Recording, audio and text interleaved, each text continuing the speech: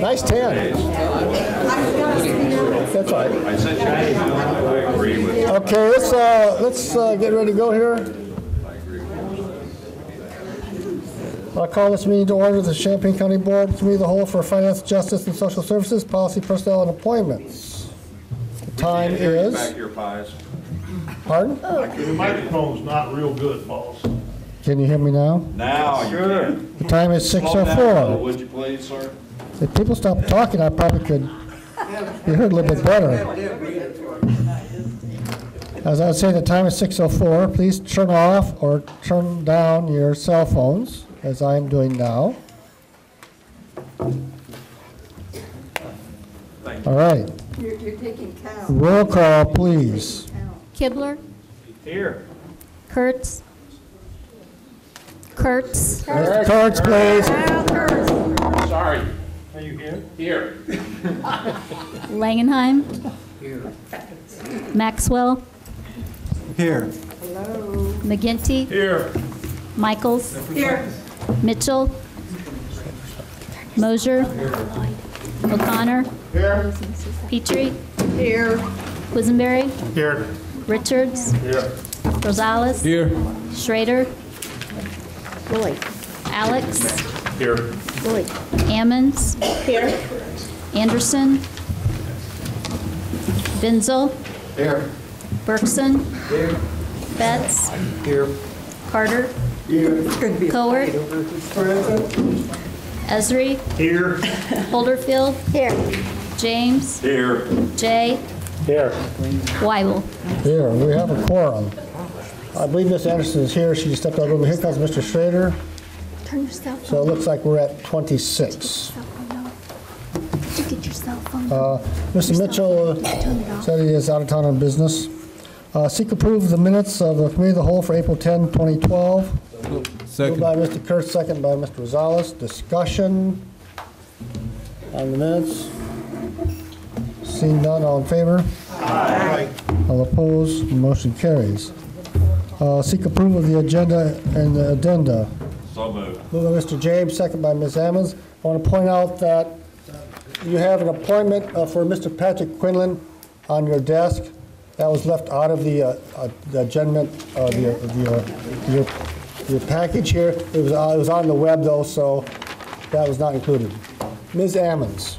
Mr. Chair, I'd like to request to move item 10, the Board of Review appointments, to the full board meeting for May. Is there a second? Second by Ms. Cowart. Discussion. See none, all in favor? Aye. Sorry, Mr. Benjamin. All opposed? Motion carries. This will be at the board meeting approximately a week and a half from now. 24 May. Okay, public participation. Oh, Wait. did I vote? Oh, I saw it as amendment. I saw it as amendment. I'm sorry, you're right. Okay, more discussion on the agenda. Mr. Michaels? Thank you, Mr. Betts. Yes, Mr. Chair. I'd like to remove Section 8, the Justice and Social Services CAL from the agenda tonight. Okay, any objection to that? Very good. There'll be no Justice and Social Services portion of the agenda tonight. Any other discussion? Is that it? More? All right, yeah, if I could just say why. Oh, yeah, go ahead. Well, I received a letter from Presiding Judge DeFanis, which says it's inappropriate for members of the judiciary or department heads under their supervision to participate in county board meetings. As such, Mr. Rosenbaum will not attend the Justice Committee meeting tonight on May 15th, 2012. And so the courts have canceled Mr. Rosenbaum's presentation. So we do have departmental reports, which everyone can see online, but I don't see any reason to have the agenda tonight. All right, thank you. Further discussion? Okay, vote on the agenda. All in favor? Aye. All opposed? Motion carries. Okay. Public participation? No, don't you still have to approve the agenda? No, I just did, we had a. Point of order. One- There was a motion on the floor to remove justice, which needed to I asked if there's any objection. He did not actually make a motion. He asked to remove it, and I said, is there any objection? Normally, the way we operate with it, we're pretty informal, so we did it formally for the first one, informal the second. I asked if there's any objection. So if there's no objection, you're obviously all happy with it, so that's why I voted on the main motion, okay? Not trying to cut corners here. cut them all away, make it quick. Okay, public participation one more time. Seeing none, we'll move on to communications. I have one. So, you have a handout here with a chart. There's been a House bill that's been introduced in Springfield. That's what it's doing. It's reassigning the distribution of the state corporate personal property tax replacement tax fund. Basically, it's taken out of our hands, and I think they're going to use it for, for the pensions, actually. Teachers' retirement pension. The impact on Champaign County is listed there, the first column there, and you also see a table from that. I suggest you call your local representatives, who are listed on back, and give them your opinion about this. That's my announcement. We can't discuss it because this is an announcement. Okay, other announcements. Mr. Benson. Thank you. Yeah, I just wanted to say, up in my corner of the county, we've got dirt moving and rock flying and cranes all over the place, windmills going up right and left. It's a flurry of activity up there, and it's good for the community and as a whole up there. And fortunately, I've had one complaint. It was minor. It was from someone who's complained from the very beginning of this, so I didn't assume she was going to change her position. But other than that, the people are happy. So I've been happy with the way the contractors are working, so I think we've done our job and we've done it well so far. Very good. Other announcements? All right, let's move on to policy, personnel, and appointments. Whoops, Ms. Evans.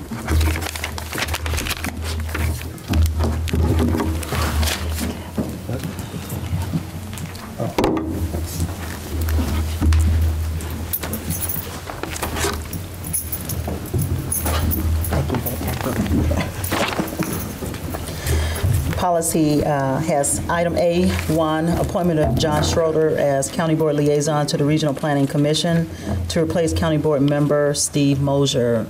Mr. Chair. Where did he go? Oh, there you go. Can't see you, I ain't get my glasses. I appoint John Schrader to fill out the remaining term. That'd be till the end of November. Till end of November. Second by Mr. Betts. Discussion? Seeing none, all in favor? Aye. Any opposition? That motion passes. Thank you. Number 2, CU Mass Transit District 1 unexpired term ending 12/31/2012. Mr. Weibel. I nominate Margaret Chaplin to fill this term. Second by Ms. Anderson. Any discussion? Mr. Betts. One of the things I'd like to say is I'm very pleased that we're putting someone who rides the bus on the board. It's high time. Just Kleebler, I see you, Mr. Keebler. I was just going to make a point that you said 2012. I think you meant 2013. I did mean 2013. You know I ain't got my glasses. I cannot see anything. My computer and my glasses are in the same place. Mr. Weibel. I just want to point out that Ms. Chaplin, I believe, lives in Champaign, Democrat. This is a Democratic position. Used to be a regular MPD bus rider, but she's now retired, so she uses it a little bit less. I think she'd be a good addition. Any other discussion on this appointment? Seeing none, all in favor? Aye. Any opposition? The motion carries. Item A3, Deputy Sheriff Merit Commission, 1 term ending 11/30/2017. Applicant, Mr. Weibel. I nominate Mr. Eddie Adair. Second. Second by Mr. Betts. Any discussion on the nomination? Seeing none, all in favor? Aye. Any opposition? Thank you. Item A4, East Lawn Memorial Burial Park Association, 1 unexpired term ending 3/30/2017. Applicant, Mr. Weibel. I nominate Mr. Todd McManaway. I think I pronounced that right. Second. Mr. Maxwell seconds. Any discussion on this item? Who seconded that? Mr. Benzo, thank you. Thank you. Any discussion on this item? Seeing none, all in favor? Aye. Any opposition? Thank you, that motion carries.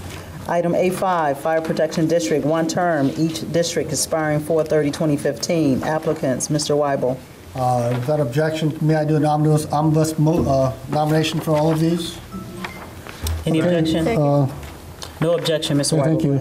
Broadlands, Longview, Bruce Ricketts, Eastern Prairie, Stuart Williams, Ed Scott, Linda Barkus, Ivesdale, James Hickson, Ludlow, Patrick Quinlan, Ogden Royal, Maurice Gorman, Pesotum, Chris Hausman, Philo, Michael McHenry, Sidoris, Richard Job, Sangamon Valley, Ron Coons, Scott, Paul Beerbaum, St. Joseph Stanton, Richard Denhart, Thomasboro, Michael Tittle, Tolono, Dennis Davis, Windsor Park, David Dupree.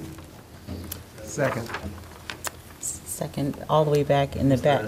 Mr. Esri, thank you. Any discussion on these appointments?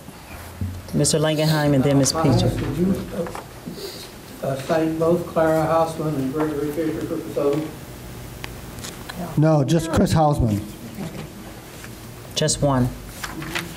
So the Gregory Fisher that's on the agenda is not being Correct. It's one slot. Ms. Petrie. That was my question. Thank you very much. Thank you. Any other discussion on these items? Seeing none, all in favor? Aye. Any opposition? That motion carries. Thank you. One unexpired term ending 4/30/2014. Applicant, Mr. Weibel. I nominate Ms. Ruth Mitchell to fill that term out. Second by Mr. Kurtz. Any discussion on this nomination? Seeing none, all in favor? Aye. Any opposition? Thank you. Item 6, Farmland Assessment Review Committee, 2 terms expiring 5/31/2016. Mr. Weibel. I nominate Richard Rayburn and Kent Kruquit. Thank you, Mr. Mosier. Thank you. Kruquit. Is there a second to this? Mr. Esri seconds. Thank you. Any discussion on this item? Ms. Petrie. This is just an information question. How many people are actually on this review committee? I think it's 5. Is that right, Mr. Mosier? 3. It's 3? Okay. It's 3. Mr. Mosier's been on that committee many times. Thank you. Any other discussion on this nomination? Seeing none, all in favor? Aye. Any opposition? Thank you. The motion carries. Item 7, Local Food Policy Council, 9 terms expiring 5/31/2014. Mr. Weibel. I nominate the following 9 people, and I'll mention what category they fall in. See what my notes are, but here we go. Okay, Rebecca Roach, an academic, Mary Ellen Farrell, community, Todd Sathwaite, local food rep, Lisa Mead Hemmelberg, maybe Lisa Mead Hemmelberg, community, Kathy Capel, local food rep, Bradley Yukon Farm Bureau, Sarah Riddle, end user, Zach Kennedy, academic, and Christopher Henning, end user.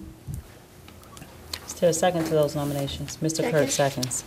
Any discussion? Madam Chairman, I wish to abstain from this because I work with one of the applicants, and another applicant represents the Soli Gracia Farm, which is a part of my church.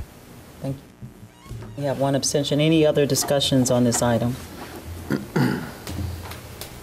Seeing none, all in favor? Aye.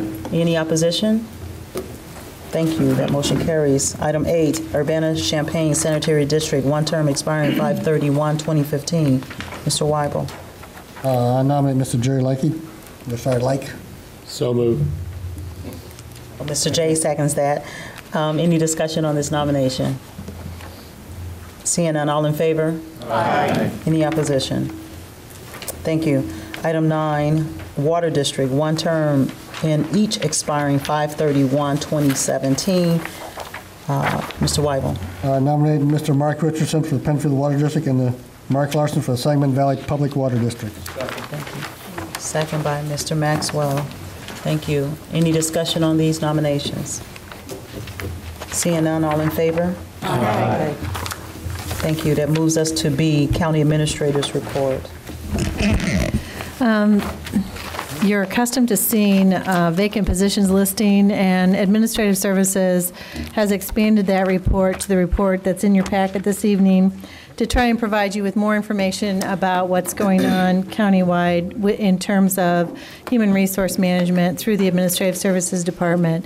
So I would just point that out to you this evening and say that if any of you have questions about this report, please feel free to contact me, or if there's additional information you would like to see included in this report, please feel free to contact me as well. Thanks. Will the report be received and placed on file? Moved by Mr. Betts, second by, I'm sorry, Ms. Bergson seconds that. Any discussion on the administrator's report? Seeing none, all in favor? Aye. Any opposition? Thank you.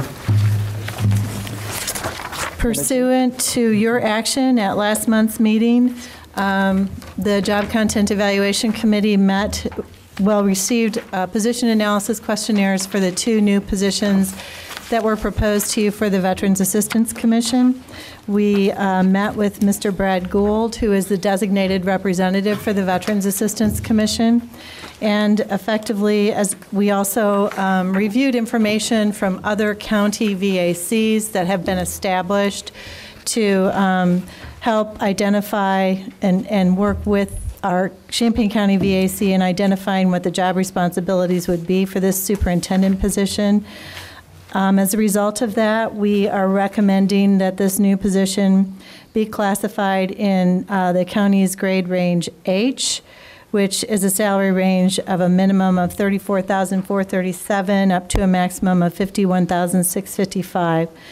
And the Job Content Evaluation Committee further recommends and received concurrence from Mr. Gould that we do not think it advisable to classify or recommend an administrative assistant position at this time, because neither Mr. Gould nor the members of the VAC could really say what that position would entail. So our agreement was that after the VAC is established, it will be established with the superintendent only upon the board's approval of that. And at a later date, if the workload exceeds what a single employee can manage, then it would be incumbent on the VAC to come back at that time and request an additional position. All that the policy committee is doing tonight, pursuant to the personnel policy, is approving the Job Content Evaluation Committee's recommendation for the classification of this position. Upon your approval, this would go to Finance in June for consideration of actually creating the new position, and that will be done in concert with other information coming to the board from your own county board VAC committee and the VAC. Move approval. Second. Second by Mr. Kurtz. Discussion on the VAC. Ms. Petrie. I have several information questions. I'd like a bit of explanation why the new position was given an H salary range. Is this full-time, 5 days a week? Some more description on it. Well, the salary range has nothing to do with how many hours someone works. I mean, that's based on a full-time salary. There's also an hourly rate. So if it weren't full-time, it would be adjusted pursuant to how many hours a week the individual worked. I just gave you the annual rather than the hourly. This is an exempt position under FLSA. So typically we think of it in terms of an annual salary. Okay, but why this level, H? Well, that is the result of the analysis and evaluation of the Job Content Evaluation Committee. By using all the information that I described, the position analysis questionnaire, reviewing the responsibilities for the position with the proposer, looking at similar jobs in other counties and what the responsibilities are for this position. And we have a system, our own salary administration system, and after we do all of that evaluation, the position is assigned a number of points. In this case, the number of points is 595, which places this position in salary range H. Mm-hmm. Go ahead. I would like to note that in the beginning, I believe that this position was requesting a salary of around $70,000 when we were the most recent request from the VAC is fairly consistent with what this salary range is. I believe it was in the higher 40s. Do you remember, Ralph? See, I thought it started. That was The original. yeah. That but was the original, right. Yeah. That was right. in the original proposal, but the Correct. VAC. The VAC never adopted that. never No, they adopted it, didn't, And but- they have pulled back. And there's much to be said about that, but let's not say it. And I just Thank you. wanted to clarify that when it goes to the Finance Department for June, then we would have identified where the support will come from in the budget for this VAC. If the Finance Committee creates a position and establishes a start date for the establishment of this new department in county government, it will require a budget amendment, which will budget the appropriate funds. There will not be a support position. There will be this superintendent only for position. this position. Yeah, just for this position, right. And that would be a budget amendment that would come to Finance, correct. Any other questions? Seeing none, all in favor? Aye. Any opposition? Aye. Thank you. See, we have County Clerk, April 2012 report. Move that you be received and placed on file. Moved by Mr. Betts. Second by Mr. James. Any discussion on this item? Seeing none, all in favor? Aye. Any opposition? We don't have a separate chair's report at this time. We'll go back over designation for consent. We have an addendum. Oh, we have an addendum of which I don't have. Thank you.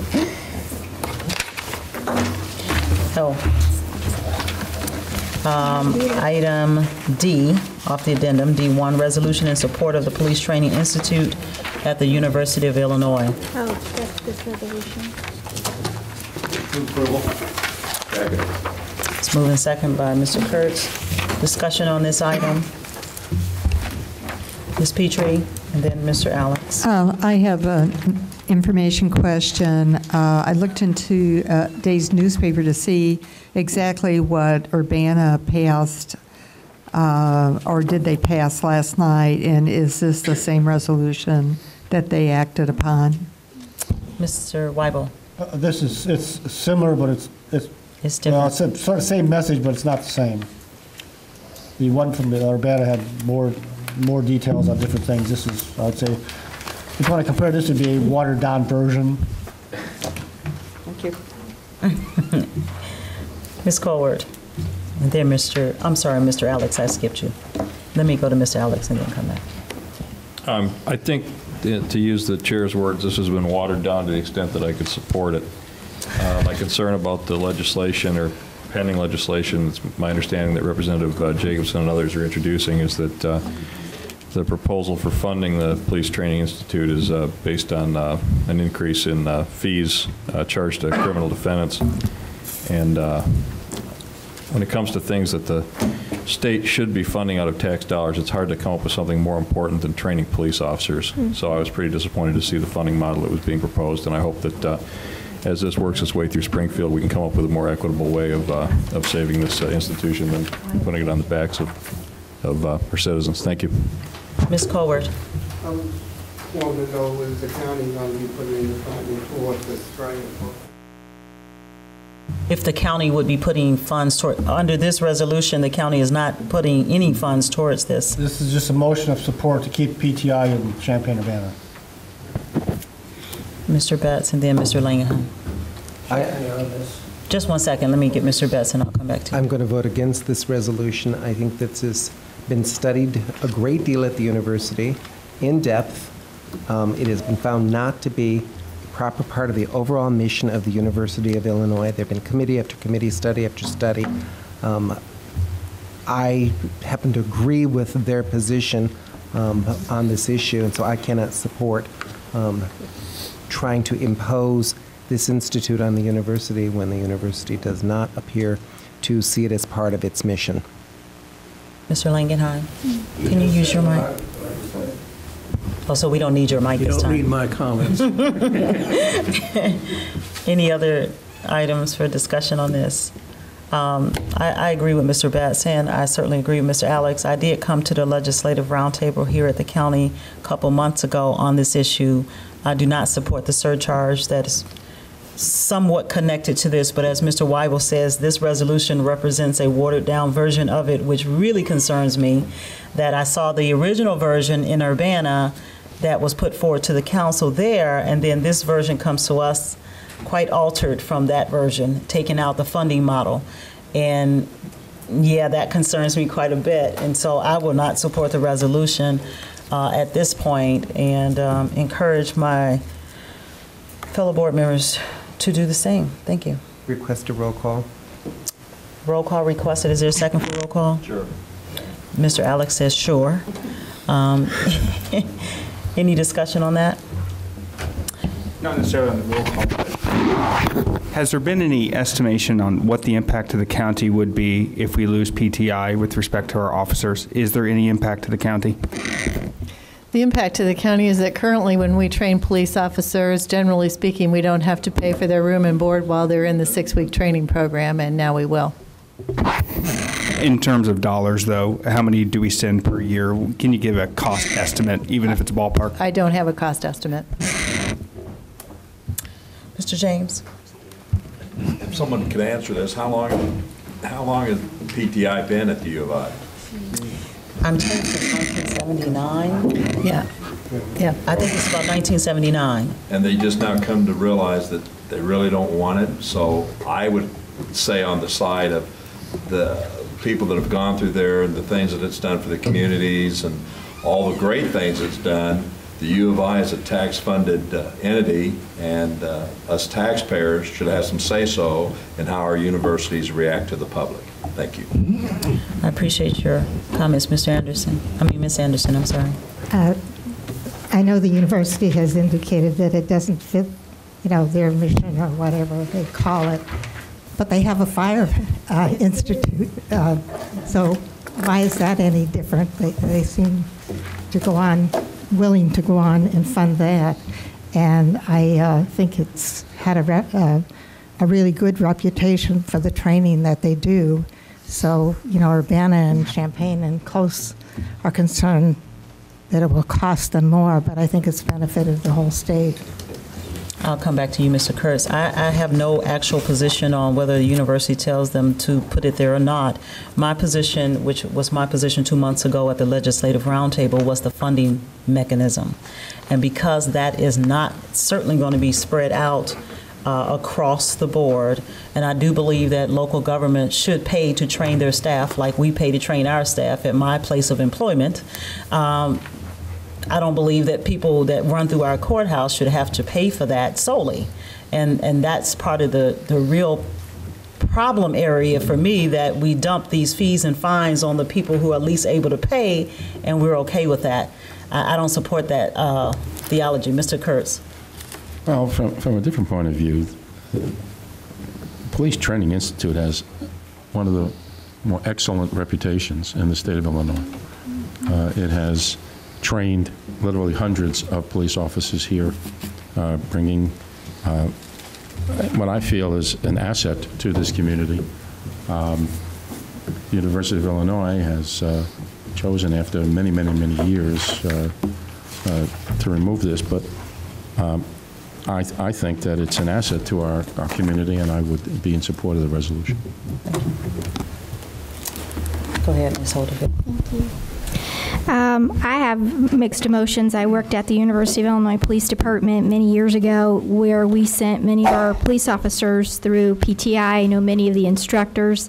It is a University of Illinois, which is a training teaching organization, and I also look at it from the perspective of the economic impact that will be burdened upon the people of Champaign County once we lose that opportunity to have our hotels, our restaurants, and other sundry items purchased, which helps us tax-wise, as well as economically to the businesses that are located in Champaign County. Understanding the funding portion of it, as I said, very mixed emotions about whether or not I can support this particular resolution. I like this better than what the City of Urbana came up with. But based on the situation that we have at the University of Illinois, if the decision has already been made, then at this point I'm not really sure if this is the right time to get into this fight. I think if we were going to get involved, we should have been involved sooner. So I will not support this resolution. Mr. Jay. Okay, Mr. Richards. I think we're spending a lot of time on something that's already been decided. In fact, they're already making plans to relocate it. I believe it's in Macomb, which did have a police academy of some kind over there.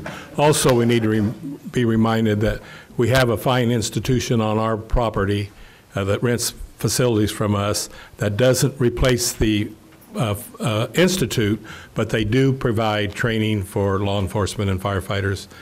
And to answer whoever's question was about the firefighters and the policemen, firefighters are more important than policemen. Mr. Richards, you want to make comment or no? Yeah, well, not to drag this out too much, but I'm gonna vote in support of this because I think that the Police Training Institute makes it's good for Champaign County, and I think it's good for the state of Illinois, better for the state of Illinois to have this here than anywhere else in the state. So I think we should show our support on this. Thank you.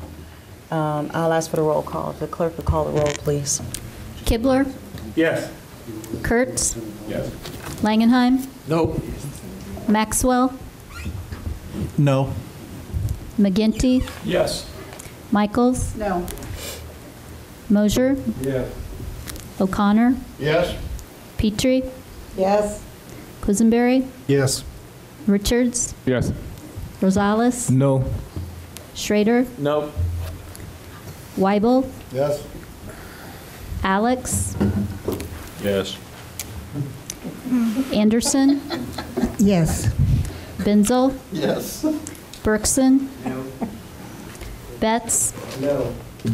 oops, Carter, No. Coert, No. Esri, Yes. Holderfield, No. James, Yes. Jay, No. Ammons. No. Motion passes. That's all from policy. Designation. 14 yes, 12 no. Designation for consent is items A 1 through 7, 8, 9. That's it.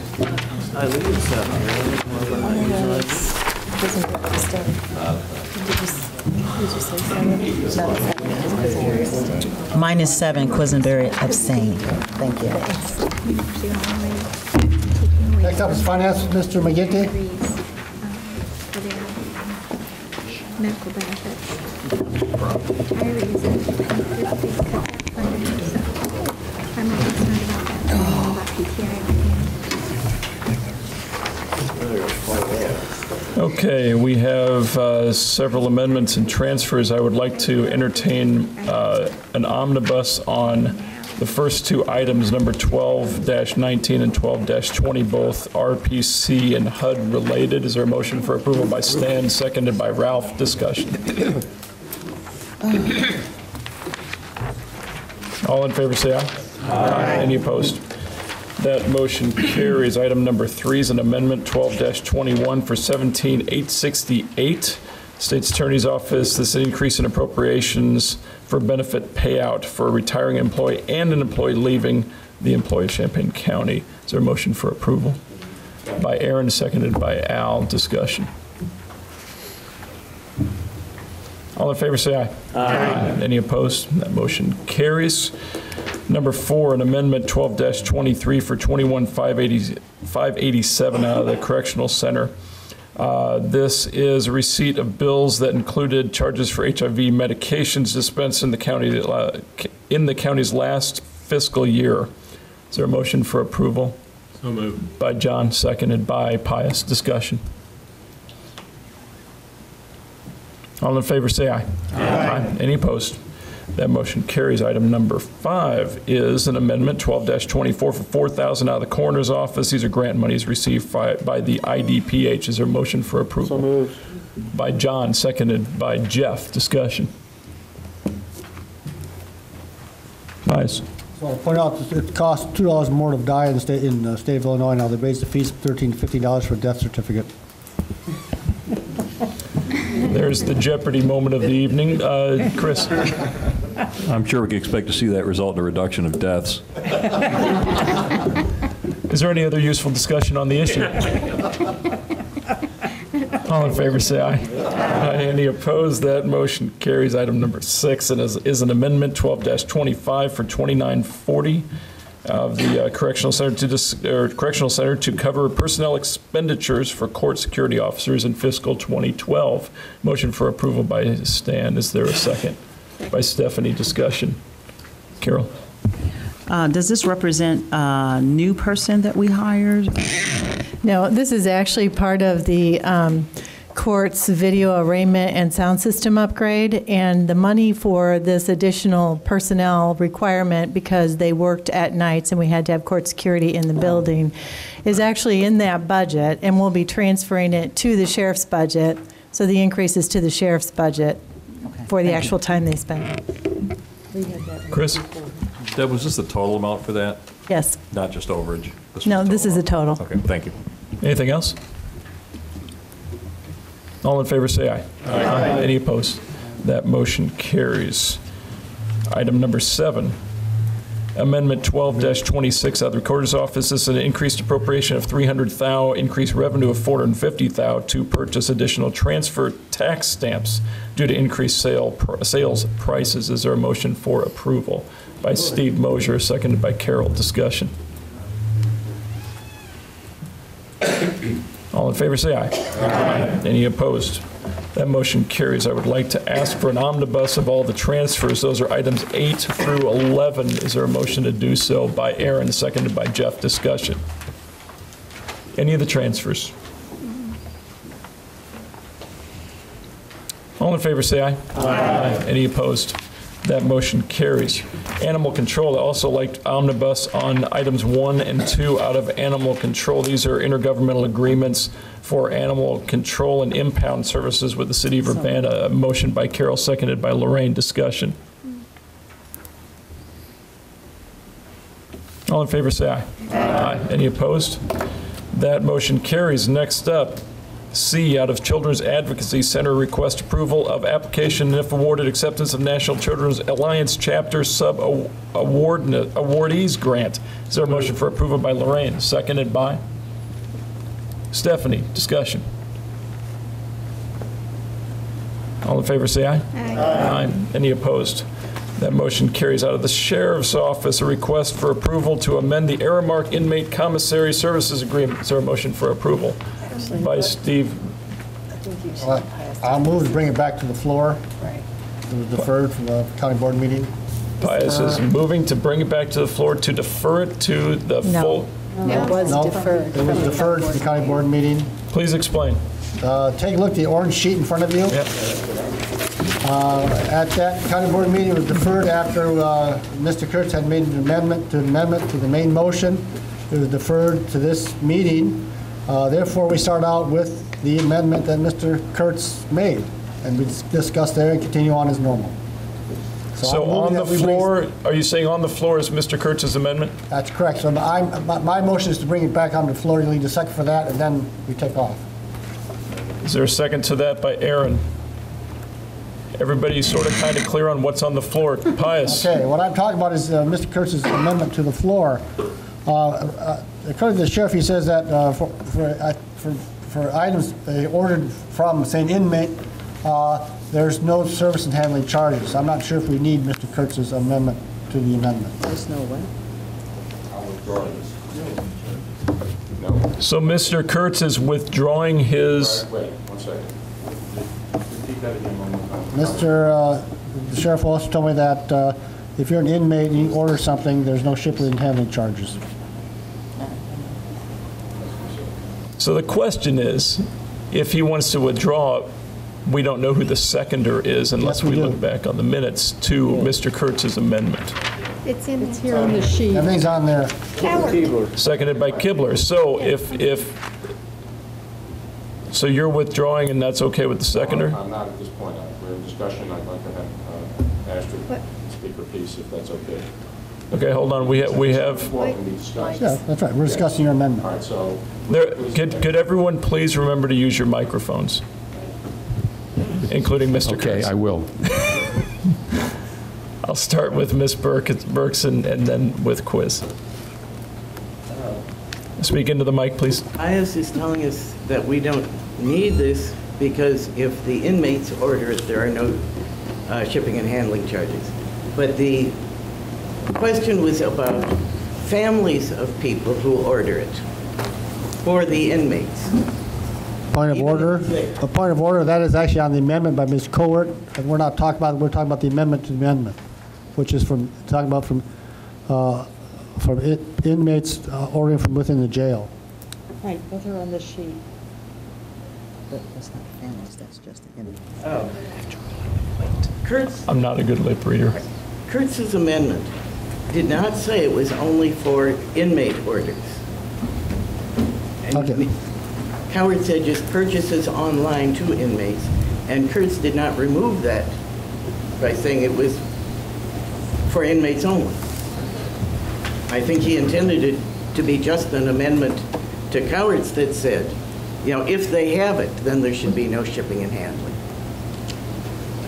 Okay, there's one point, quiz. Any clarification? I'm going to add to the confusion because I don't think I was here for this meeting. So. Looking forward to that. But my interpretation of this is we were trying to avoid the commissary charging shipping and handling to families ordering online for stuff that is stocked at the jail. So that's how I read this, that there was, if you order online, it charges you shipping and handling no matter what. But if that food is already stocked at the jail, that is shipping and handling that is not incurred by Airmark, and so therefore should not be charged. That's my interpretation of this, and I would support that notion. Wait. So before we get too far down this road with confusion and a lot of folks wanting to try to provide clarification, I might ask that we take a second to either ask the administrator and or the parliamentarian for recommendations on how to clarify this sequence of events since it happened before, so that we can get to know. I'm confused myself, and I don't. Is anybody else, or is everybody pretty clear? A lot of confusion. Clear as mud. Or no? I understand. Well, Patsy, then provide the clarity for us since you understand, please. Just take your orange sheet and start at the bottom and move up to the top. And the first one is the amendment to the amendment.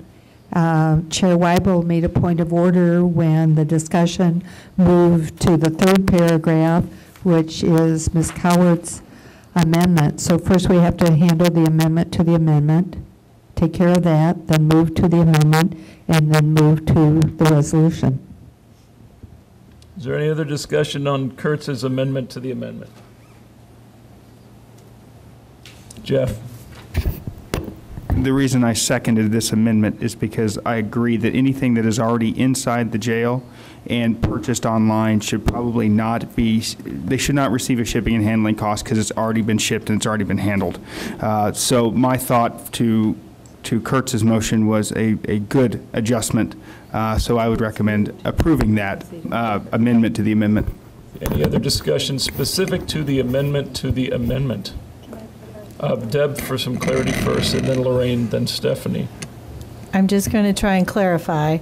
The items that are stocked at the jail are stocked there for the convenience of the inmates who order those supplies. And having them stocked at the jail, our correctional officers are actually the ones who are taking care of the distribution for the inmates. Now, if a family member orders something online that is stocked at the jail through Aramark, Aramark's probably going to deal with that order. They're not going to send it from what's stocked at the jail for the inmates that we are managing. They're going to send it from their own inventory, which is why there is shipping and handling. Lorraine, to add to that? Okay, one, how will we know whether or not it's stocked there? And number two, if they're not gonna, if they're gonna send it to the company that's to the to whoever is taking the order, then we would need this last thing from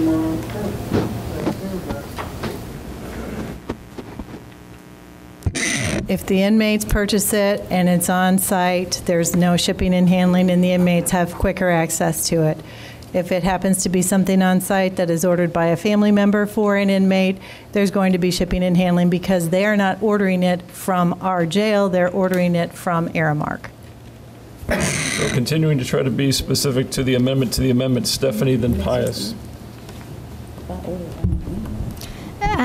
I thought we had an email from the sheriff that said when an item is in stock at the jail and it's ordered by the family member, there is no shipping and handling fee. So I'm sorry, I'm adding to the confusion because I thought Aramark knew what inventory they had sent to the jail. However, with it being stocked by the inmates and the sheriff's department, they're not going to be able to keep track unless they're in a weekly, if they're taking inventory at the jail, to let Aramark know what they have and what they don't have, which I doubt that they're doing. Is that correct?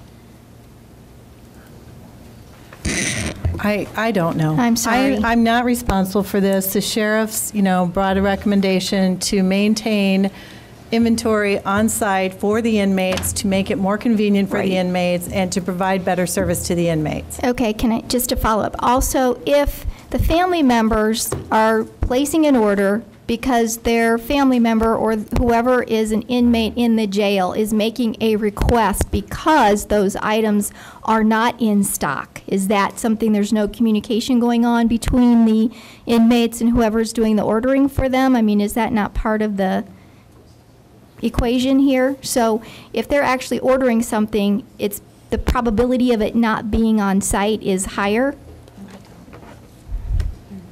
Just asking a question, just trying to figure this out, I'm sorry. We've got Pius and then Al Kurtz. Move to call the question. Second. There's a motion to call the question. On the amendment to the amendment. On the amendment to the amendment. Is there any discussion on and a second by Stan James? Oh, and there isn't, so all in favor of calling the question of the amendment to the amendment signify by saying aye. Aye. Any opposed? Aye. Aye. All in favor, that motion passes. The amendment to the amendment, all in favor, say aye. Aye. Any opposed? No. That motion fails. Requested division of the assembly. Show of hands. Division of assemblies. All those in favor of the amendment to the amendment, please raise your hands. For what, the amendment? The amendment to the amendment, what we just voted on. This is all in favor. 1, 2, 3, 4, 5, 6, 7, 8. That motion fails. 9, that motion fails. Wait, was that on the amendment? The amendment to the amendment just failed. 9 people raised their hand. Now, we are back to the amendment by Lorraine, seconded by Astrid, to amend the main motion as specified in the 3rd paragraph on your orange sheet. Is there discussion to that? Pius? I'm going to have to vote against that because there's a problem that, say if my good friend Mr. James here is arrested for spitting on tobacco on dogs, which I'm sure he does. He's thrown in the jail, and I ordered some fruit for him. I could order a piece of apple, or an apple, he'd get it. They'd be shipping hand charges. Hourly, I could order another one. Next day, I could order another one. You can abuse the system on an hourly basis because I don't care. I'm not paying for shipping and handling, but I want Mr. James to get fresh fruit. Thank you. And I think that's a problem. Therefore, I will vote against it. Thank you. Any other discussion? Lorraine? This is wrong because it don't work like that. You can't go to commissary but once or twice a month. And when you order online, you can't order online but once or twice a month. Any other discussion on the amendment? Anybody else loving a roll call? All right, plenty of love for a roll call. Chris, still talking about the amendment. I'm not either, but. I'm going to vote against this just because I think there has been so much confusion surrounding this. I mean, I think the I'm sheriff, really confused. as acting in good faith to create this contract with Aramark, I think we need to get this contract in place. If there are specific concerns about things that are in the contract or ways in which the sheriff's office can improve their procedures, I'm sure the sheriff would be amenable to discussing this as a separate item, but I hate trying to write a contract on the floor through amendments to amendments, so I'm going to vote no to this on general principle. Anyone else? Stan? Well, I just sort of see it as a no-brainer. If the inmate wants something, it's in the commissary, get it. If I got to order something for Mr. Weibel and have it sent specially there, all of us in our everyday life are charged some fee for having something special done for us. So that's just life. And I support that that's what we do. Astrid. I thought that's what we're voting on. Microphone, please. There are people in jail who don't have a whole lot of money and their families want to help them. And if it's just a matter of something in the commissary at the jail, I don't think the families should be charged a bunch of extra shipping and handling when there is no shipping and handling. Pius, wait, hold on. I want to finish with round ones. I'm sorry. Carol first. That's the only part that I wanted to clarify is, are we talking about inmates having some access to order something online inside the jail? We're talking about people outside of the jail ordering something for someone who is in the jail, and they ordering directly to Aramark. Yeah, I think I have to agree on this one. I just can't, if they were getting it directly from the commissary, then certainly I would not expect that we would be charging extra shipping and handling. But if you're ordering it online, like any other vendor purchase, and I'm ordering it as a family member of whoever's in the jail, we should expect that there's going to be shipping and handling because Aramark is going to send it to the jail. Is that how we would, Aramark is going to send it to the jail, then they're going to take it out of our commissary that we currently have. Okay, yeah, so I can't support the change at this. Is there anybody else for round one of talking about the amendment? Pius, round two. In response to Ms. Bergson's comment, if Mr. James leaves all his money at home, I would readily mail him money. There are different ways of doing that. Cashier's check to his account so he could buy apples on his own. Are we ready to roll call this amendment? Okay, please do so. Kibler? No. Kurtz? No. Langenheim? Maxwell? No. Michaels? She's gone. Mosier? No. O'Connor? No. Petrie? No. Quisenberry? No. Richards? Yes. Rosales? Yes. Schrader? No. Weibel? No. Alex? No. Ammons? No. Anderson? No. Benzel? No. Berkson? Yes. Betts?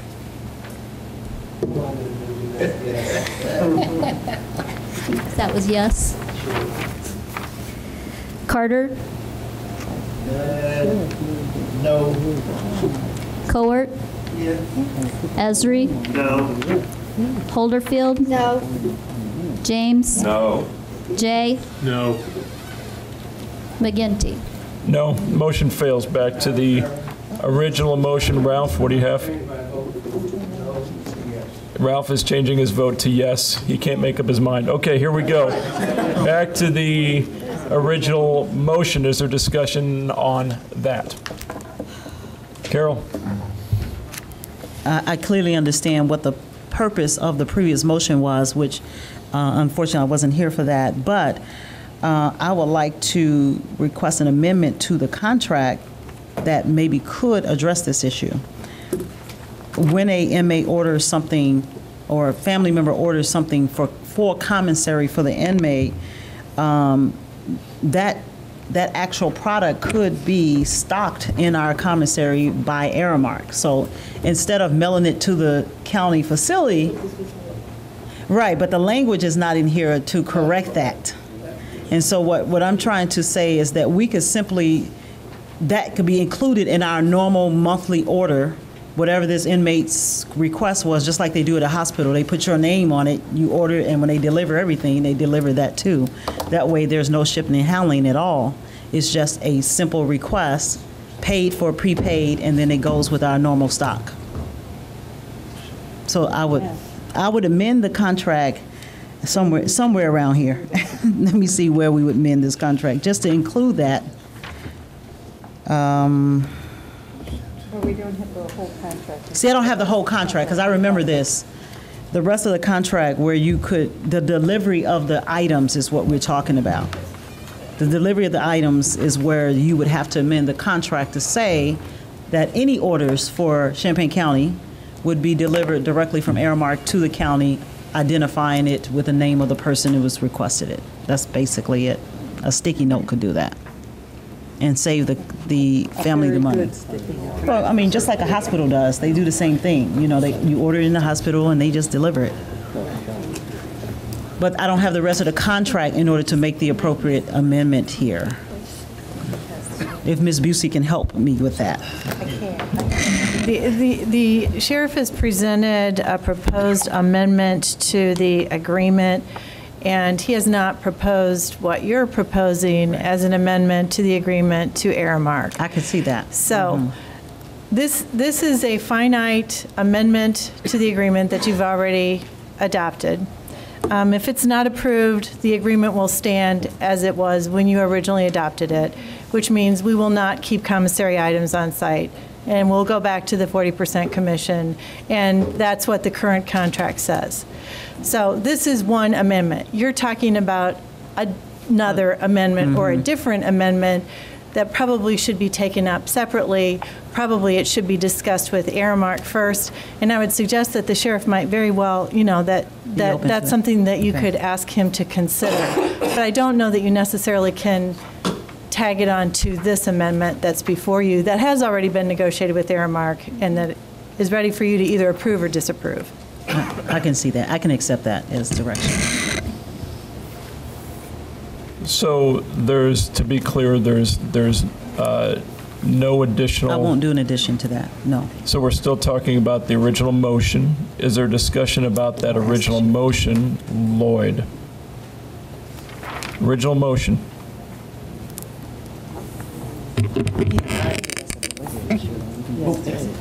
I'm trying to figure out who are the purchasers?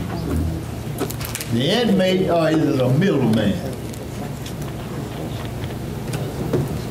Now, that's just like me. If I order something online and they come to me, then I'm responsible for the payment.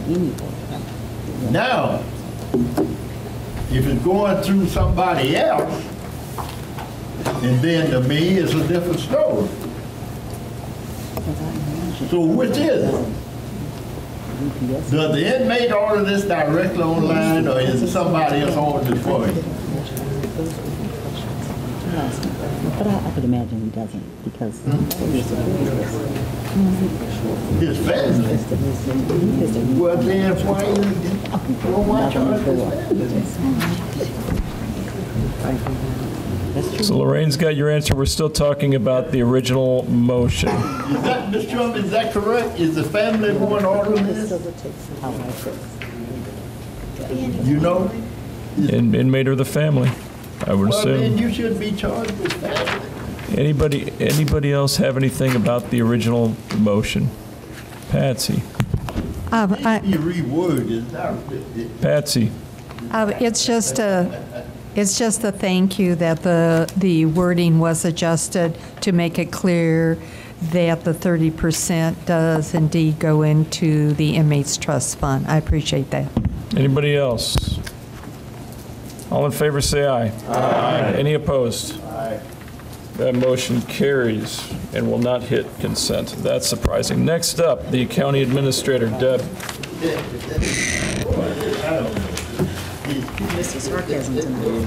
The general corporate. Can we have a little bit of order to hear the administrator, please? The general corporate fund fiscal 2012 revenue expenditure projection report is in your packet, starting on page 123.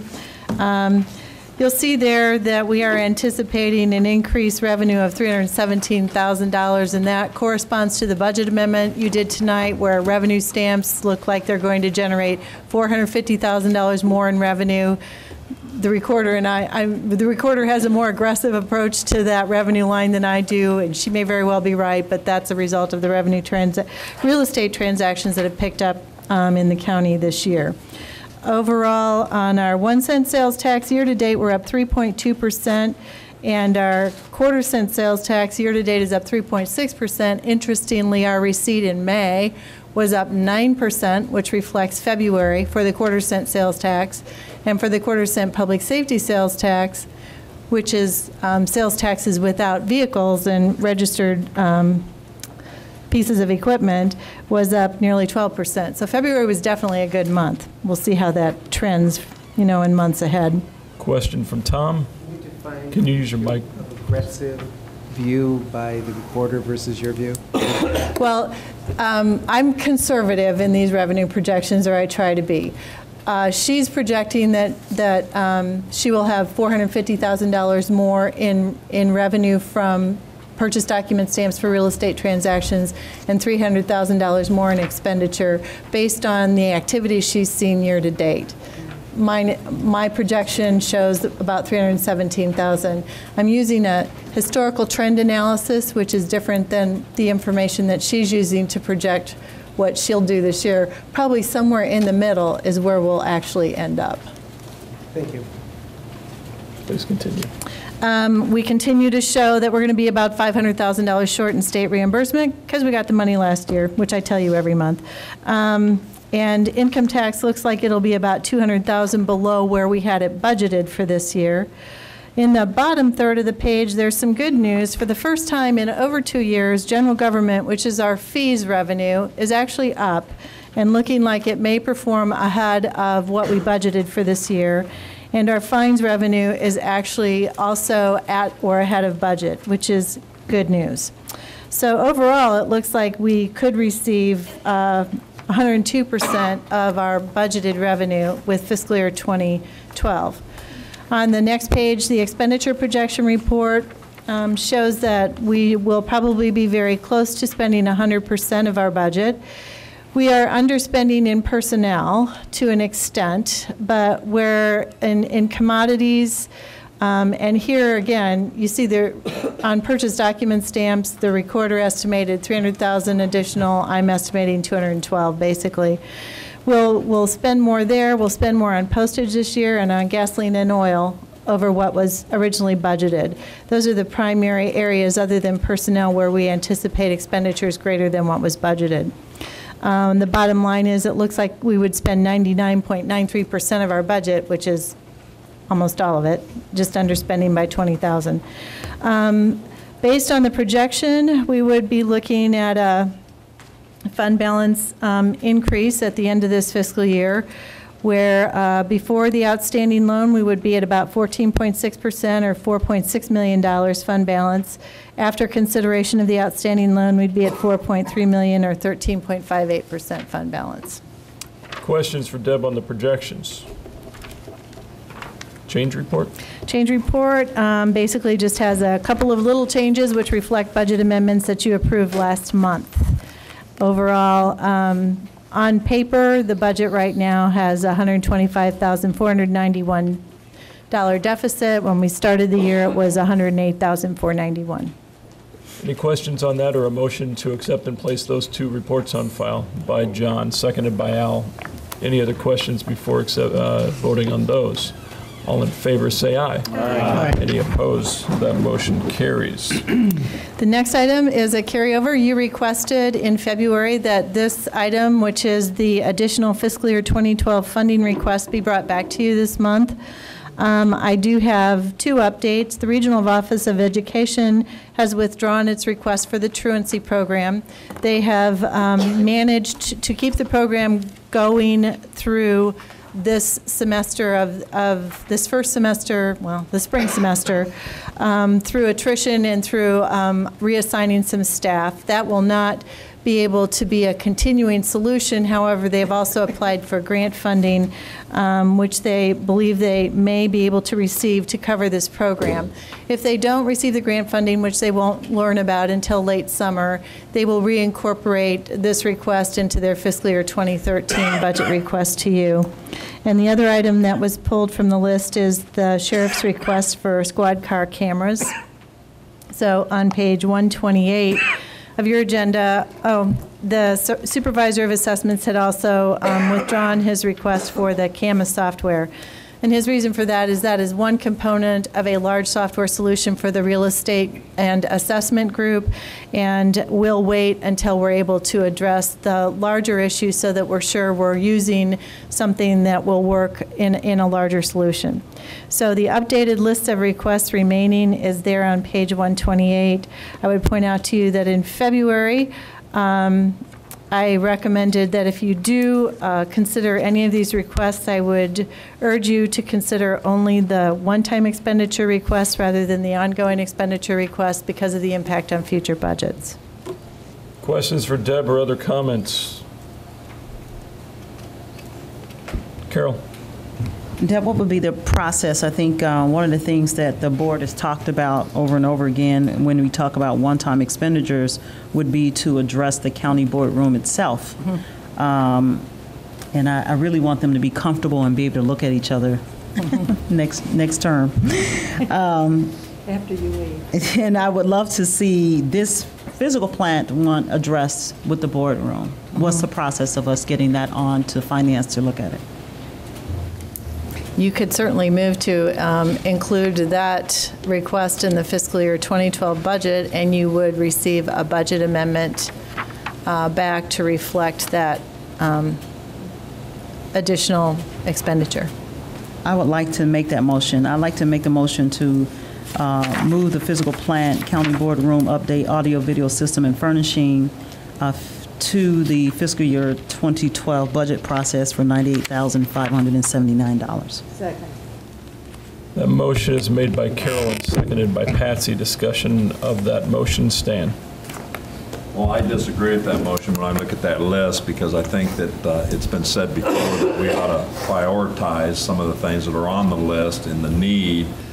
And I am one that I think that when things work well, even though it'd be nice to have something new, like a new vehicle or a new apple in my lunchbox, I do believe that when we look at staff and other needs, they should be given a priority above something that may look good and feel good for us, because the other things are more important. Other discussion, Chris?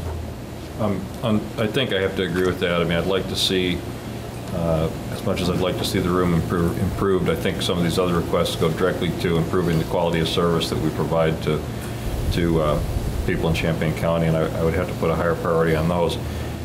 Unfortunately, I think it's an easy decision for me to make because of this, and I'm waving around this document referring to the corporate personal property replacement tax.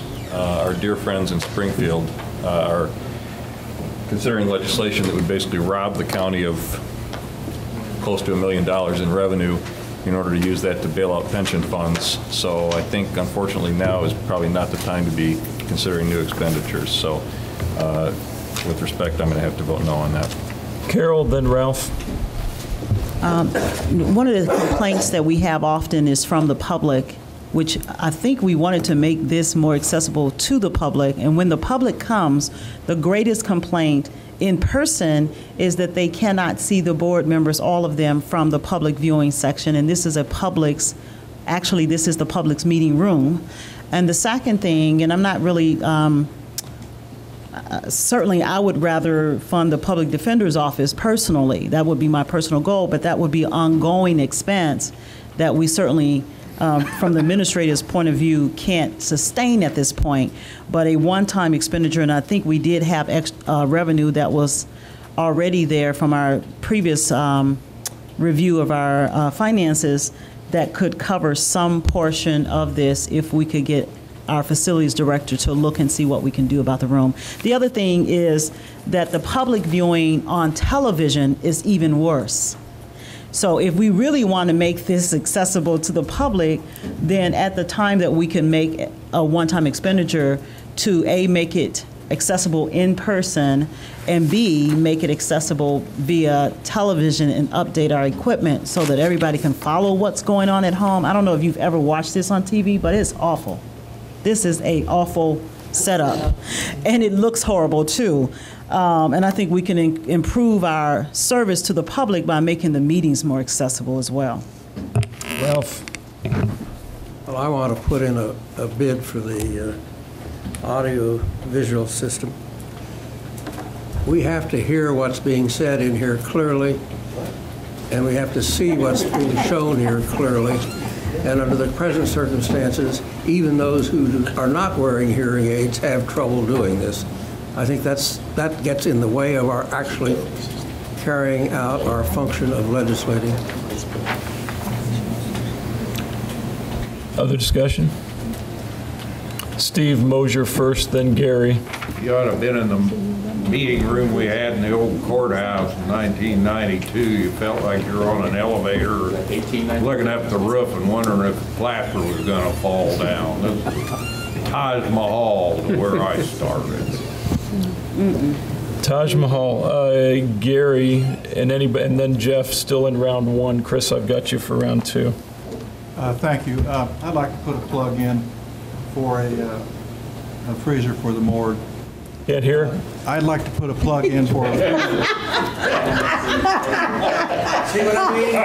I will clarify that I could give everybody a little bit of a lesson on how to use a microphone, speaking into it, over it, so that everyone can be heard, because I think a lot of the problem that the public has is that nobody speaks. I shouldn't say nobody. Don't say nobody. A lot of us do not speak into the microphone, and so that's a lot of the issue. We're always looking over here and you can't hear, you hear over here, and it's not as good. Speak forward into the microphone. Gary, continue. Thank you. I would like to put a plug in for a refrigerator freezer for the morgue to handle additional bodies. I have worked in a county that had a fatal of 8 people in one wreck one time, and they didn't have a place Gary, to put them. We've got to take care of this issue first, and you can make a separate motion if you care to do so regarding that. Thank you. Jeff. Just a question on the motion. I believe the motion was stated to put it into the upcoming budgetary process, which I think what should be done is actually put it on the agenda for the next CAL meeting in order to vote it yea or nay. Which was the original motion? To put it in a budgetary process so that it could be budgeted. So you're saying it wouldn't be from this year's coffers, it would be from next year's, what you're trying to do? Correct. As opposed to one time trying to... No. The motion said fiscal 2012. To this year's. The motion talks about spending this year's money on this project. Do you want to amend that? So then if that's the case, we have to amend the motion. Yeah, I actually meant in the next budgetary cycle, not for 2012, but 2013. That was absolutely not clear to me. I thought we were talking about this year's money. No. Okay, well, we're not at the point We're not- of approving the fiscal 2013 budget right now. We're not discussing next year's budget. Anything regarding this year's budget, are you willing to withdraw that for discussion? Because it really applies to next year. Well, I understand that. I wouldn't be willing to withdraw at this point because I really think it needs to be considered. And if we want to consider it at a CAL and get some numbers for what it really would cost to do this, I think there should be some consideration on improving this room. So I can amend the motion to move the county board room update audio-video system and furnishings to the facilities meeting for June. I can make that amendment. Can I just ask for some clarification? This recommendation is here because the physical plant presented it with the fiscal year 2012 budget.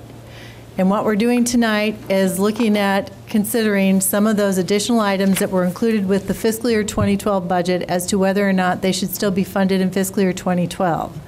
I can assure you, and if your motion were to amend the fiscal 2012 budget to do this in 2012, which is what I thought you said, then we're on track. This will be included in the 2013 physical plant budget request if it is not done in 2012. I can guarantee you that, because we're very clear that the county board is very interested in updating this room. So you could provide that as additional direction, but I don't think you can move to do anything with the 2013 budget yet. And before we continue any further, Deb and I had discussed 2013 and exactly that issue. I thought all along that we were going to put that in 2013, let the next board deal with how they wanted to spend their money on their room. Everybody agrees that changes need to be happening, but we're talking about different numbers, different people. So how to make the room work at that time with a new board in place seemed to make the most sense, rather than us try to dictate that. Was a personal thought about why it should go into 2013.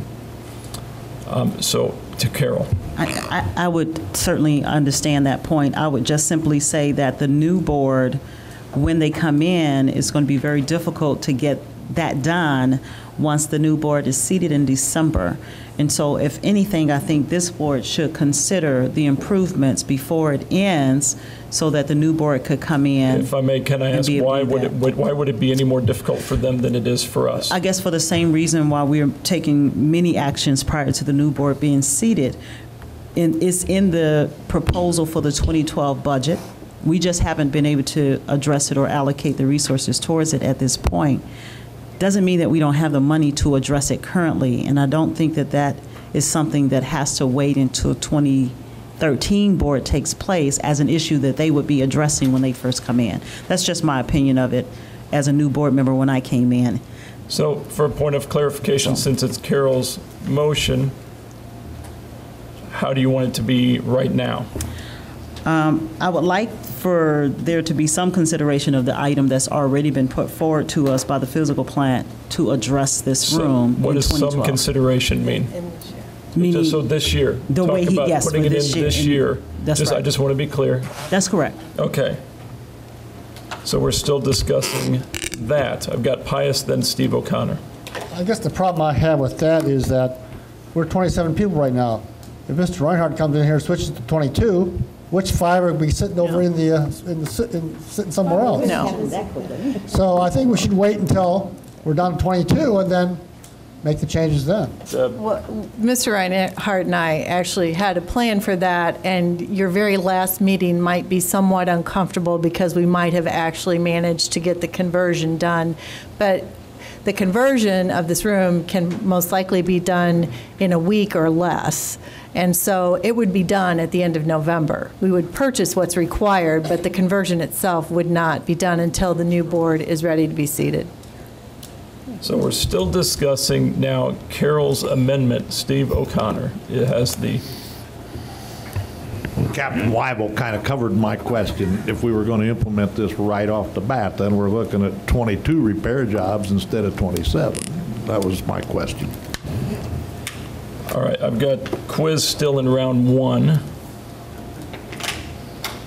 You're up. I was going to ask, what are the odds of us paying for it in this fiscal year? If it's done in the last week of November, I kind of sense a payment not following county policy, and we'd be paying it in 2013. We would have to receive everything by November 30th in order to get it done before the December organizational meeting. So it would be all our labor. We would order it. It's our own labor, and we would order and have everything here that is required. Thank you. Anybody else for round 1 talking about Carol's amendment? John. Thank you. I would be opposed to spending any money that looks like a windfall that we assume to have, basically because of what's been brought up before. I mean, we do live in a debtor state, and it's only going to get worse. And I think we see by the last figures that we're already $500,000 behind what the state was supposed to reimburse us for money that's already been collected. It's only going to get worse, and it's going to be further length of time. we've got other issues, budgetary issues that this county has to deal with. One of them is a nursing home right out here. So I can't support any more spending for this fiscal year. I think we've got to button down and hope and pray we don't get any more cuts from the state, but they're coming. Astrid, did you have round one yet? Okay, go ahead then, please. I tend to agree with Mr. Maxwell that the freezer for the morgue is an emergency and our comfort is not. So I think that should go first. Anybody else about the amendment, Carol's amendment for round one? I'm sorry, point of order. Is that, I think it's a motion, not an amendment? Yeah. Did I miss something? I think it's a main motion. I'm sorry. Okay, sorry. So, Chris, round two, you want to speak to that? I just wanted to make clear. I mean, I'm not speaking to the merits of these things. I mean, I think the deficiencies of this room are well known, and I think a number of these other requests on the list are very meritorious. I just, as I said, given the uncertainty with regard to the replacement tax and so forth, I can't support spending any money at this point either. Stan? Well, just to follow up, I mean, like what Steve said, we start at one place, we get something better, and we always want something better. I agree that there are some problems in this room, but if everybody would listen and talk into their mic and pay attention, you would understand more and do more. And when I hear about the public, I do know the public is concerned, but I think it's overrated. I'm looking around right now, and I don't see that many public here, and I've been in this boardroom 8, 9 years now, and yes, when there's an issue, they're here, but for the most part, they all sit at home and read the paper, and then they talk about it at the coffee shops. I think we overstate how important the public may be into this process, and there's a lot online now that they can read, and if the video's bad, don't watch it.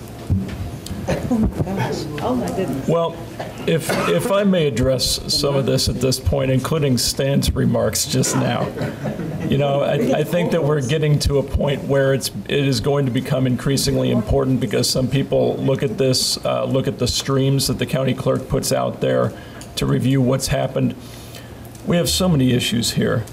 You know, we don't have a professional firm doing the videography of these meetings, and you know the municipalities do. As great as we are here, I get that. I've sat among the closest to the camera for 8 long years this entire time, and so it could change in any number of different ways, but it's going to take a new board with a new setup to actually do that. I agree that the priority list above that, above how people view these meetings, is lower on the list than so many other things with this county. We do need to change this. Everybody knows that. Lessons on how to use microphones and to bring in exactly who we want to do the videography. These are all things that can help. And we're going to be broadcasting in many different ways, and people will get their information in a lot of different ways eventually. I think we need to address Carol's motion now and then move on. Mr. Chair? So, yes, Carol. I'll be glad under the comments of opposed to spending any more money in this fiscal year, or we can't spend any money at all.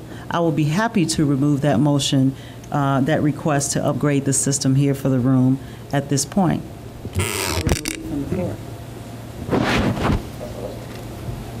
So the seconder can just withdraw it. So Carol, you're just removing Remove it. it from the floor. I withdraw my second. And Patsy agrees. So with all of that discussion, we're back to the original.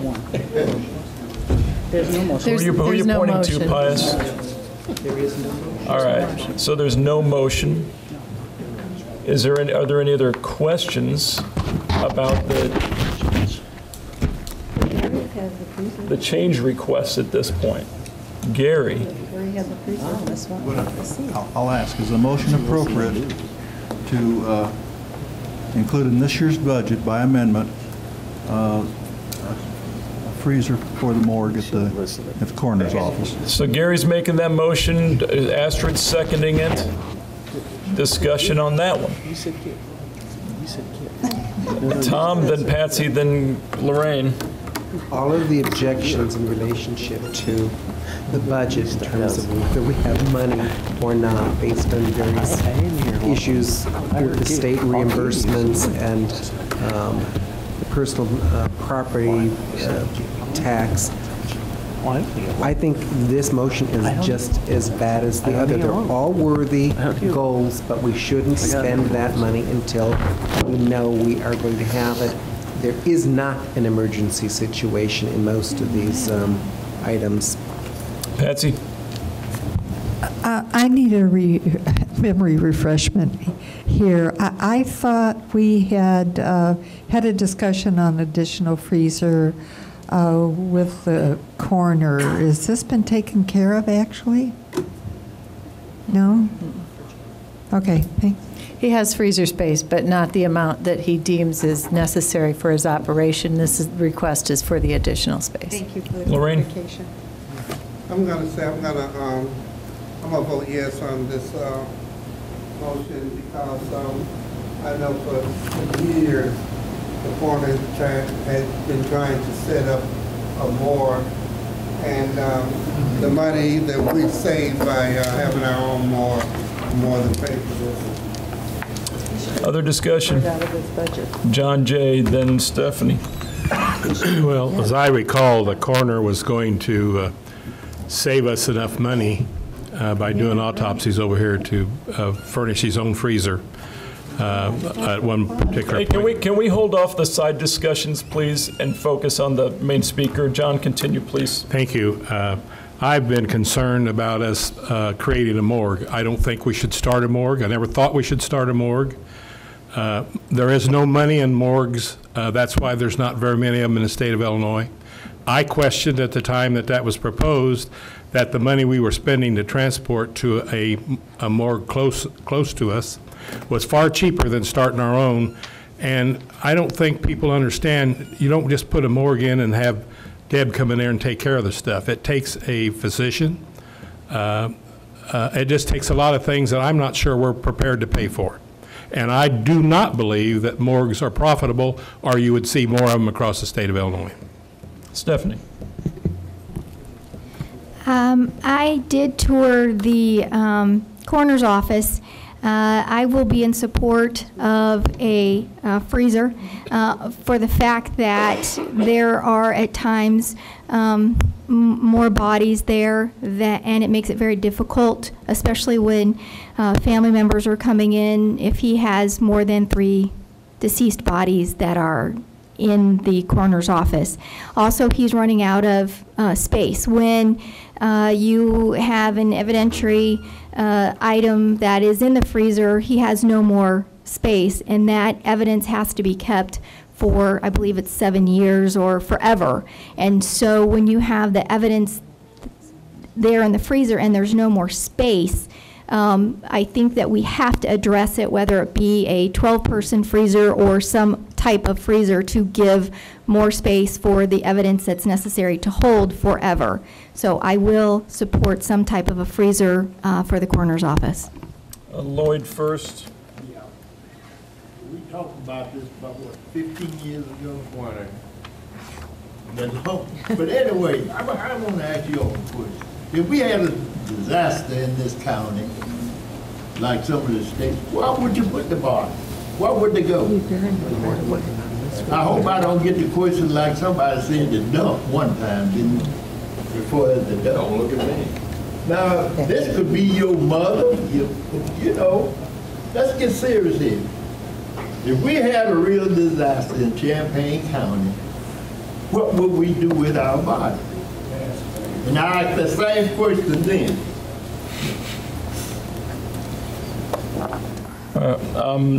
Carol, did you have round 1 yet? No.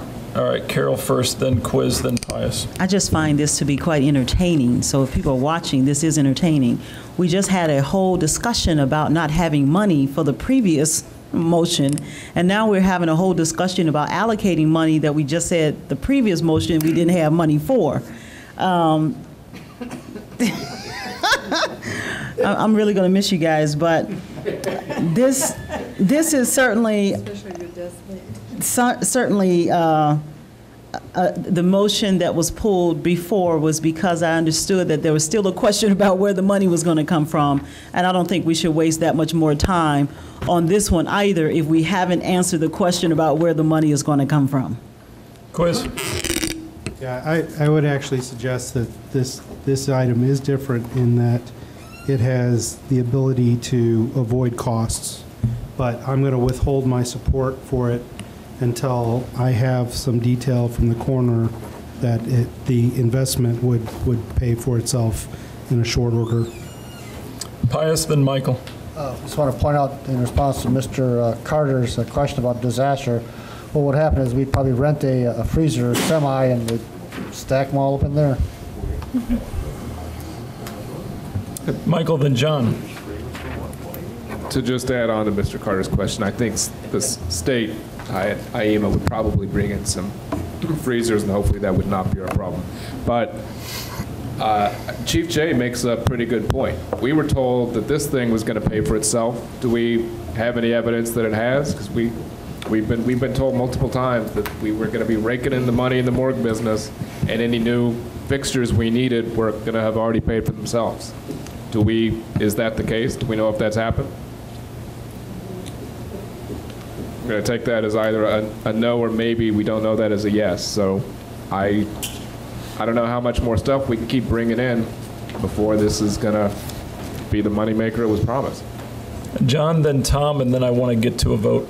Thanks. John. Once again, I'll reemphasize what I said, the last amendment, that I don't think we should be spending any of this. It's perceived windfall. I don't think it is. I don't think we should be spending a dime of this. I think we're going to need it in the future. So once again, I'm opposed to any freezers, and go refer to what John Jay said. This thing was supposed to bankroll itself, so let it bankroll itself. Tom. Like Mr. Mosier and a few others, I've been on this board a while, and I am very disturbed by the way in which the county has gotten into the business of having a morgue when we were told we were not going to go in that business. Mr. Jay is absolutely correct. This has been a backdoor approach to create a morgue. The freezer isn't going to solve any disastrous problems. It's not going to be big enough for a major disaster. But beyond that, the other folks that have said the money isn't there are correct. We shouldn't spend what we don't know we have. I think we should take, ironically, a very conservative position with regard to these expenditures, and many of them are actually worthy. I just would not vote for any of them at this point. We're going to go ahead and take a vote. The whole freezer issue is giving me a little bit of a chill. So we're going to go ahead and do a roll call on this, because the randomness of the board, really, I want to hear this in a roll call. This should be fun. So, Kay, if you could cue it up, a yes supports the freezer. Say it one time, Chair. Kibler? Yes. Kurtz? Langenheim? Nope. Maxwell? Yes. Michaels? Mosier? No. O'Connor? Yes. Petrie? No. Quisenberry? No. Richards? No. Rosales? No. Schrader? No. Weibel? No. Alex? No. Ammons? No. Anderson? No. Benzel? No. Berkson? Yes. Betts? No. Carter? Yes. Cowart? Yes. Esri? No.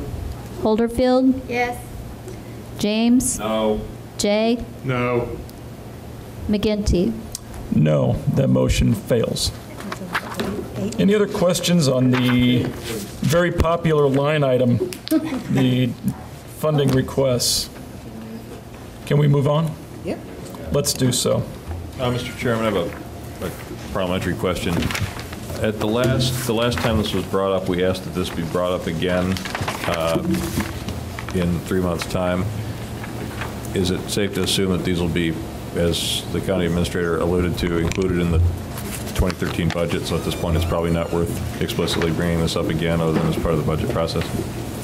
I would fully expect these to be brought back to you as part of the 2013 budget request. And that process will start when? After you approve a resolution tonight, it starts in early June. Thank you. Okay, Deb, please go ahead.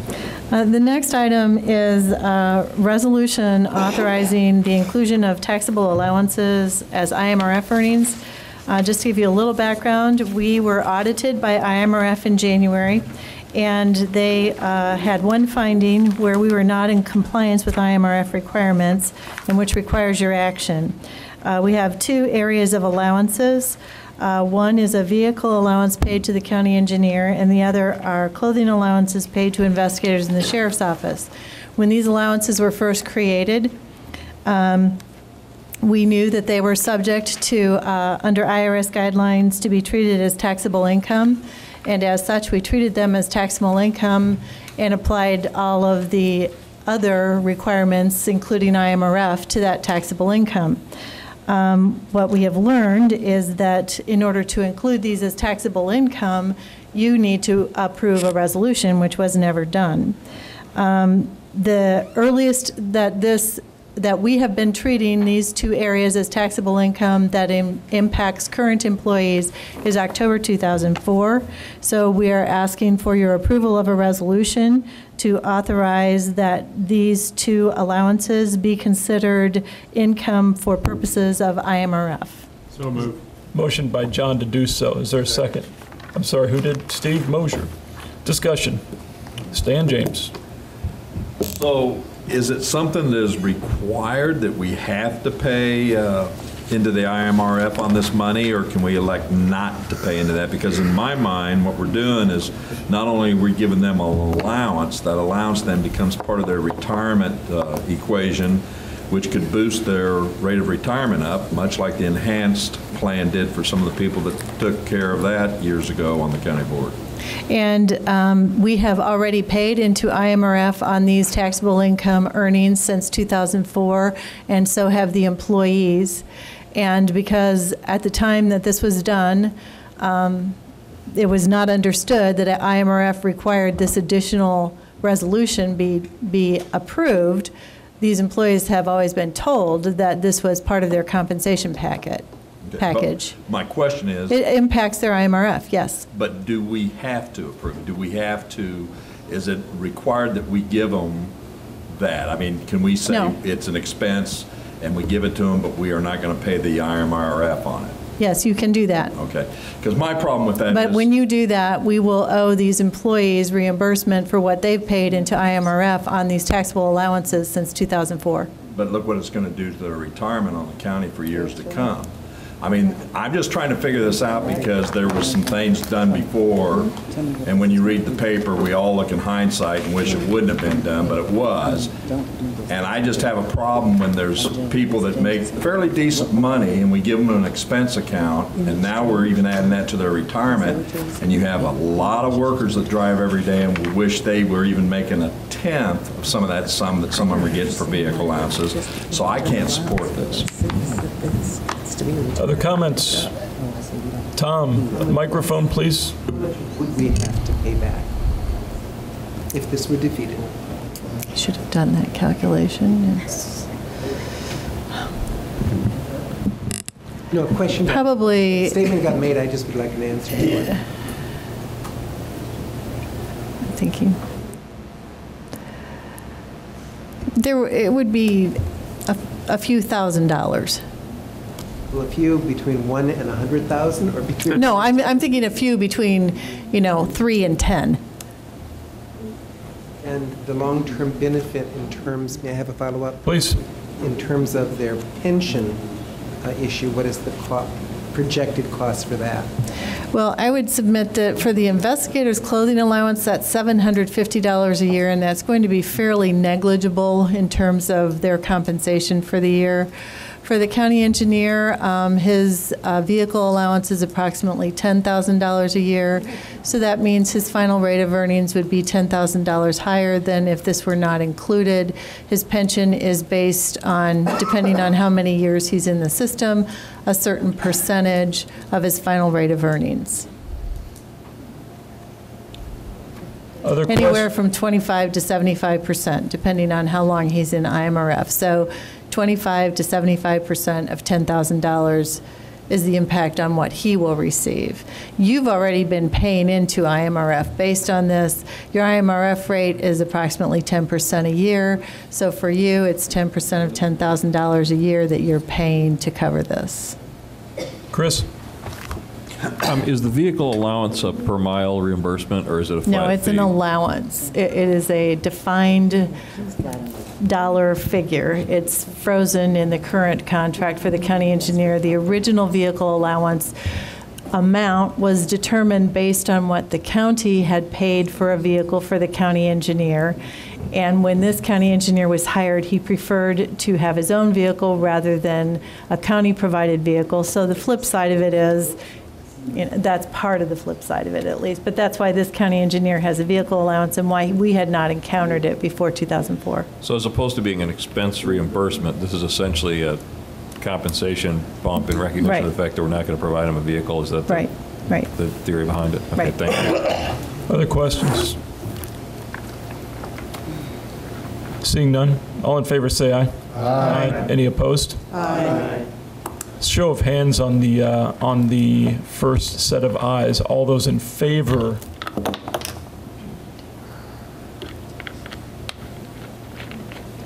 That seems to pass. I'm counting. Oh, wait a minute. 14. Did you have 14? Yeah, 14. You got it. That motion passes 14. The next item on the agenda is an IMRF report. For your information, in April, we received from IMRF the rates that we will pay in 2013, and quite frankly, at only a 2% increase, this is fairly good news for us. I also provided for you information about our IMRF funded status and IMRF's actual funded status, because you hear so much in the news today about state pensions. Wanted to make sure that you are aware that IMRF is not one of the 5 state pensions that is so poorly funded. In fact, IMRF is well funded. To have a pension plan, a defined benefit pension plan funded between 80 and 100% is reaching the target for these types of plans, and you can see that IMRF overall is there. Last year was a bad year for returns, which is why the market value basis is slightly less than the actuarial funded basis. We, for our regular IMRF, which is the majority of our IMRF obligation, on the actuarial funded basis are at almost 85%, and on the market funded basis at 80%.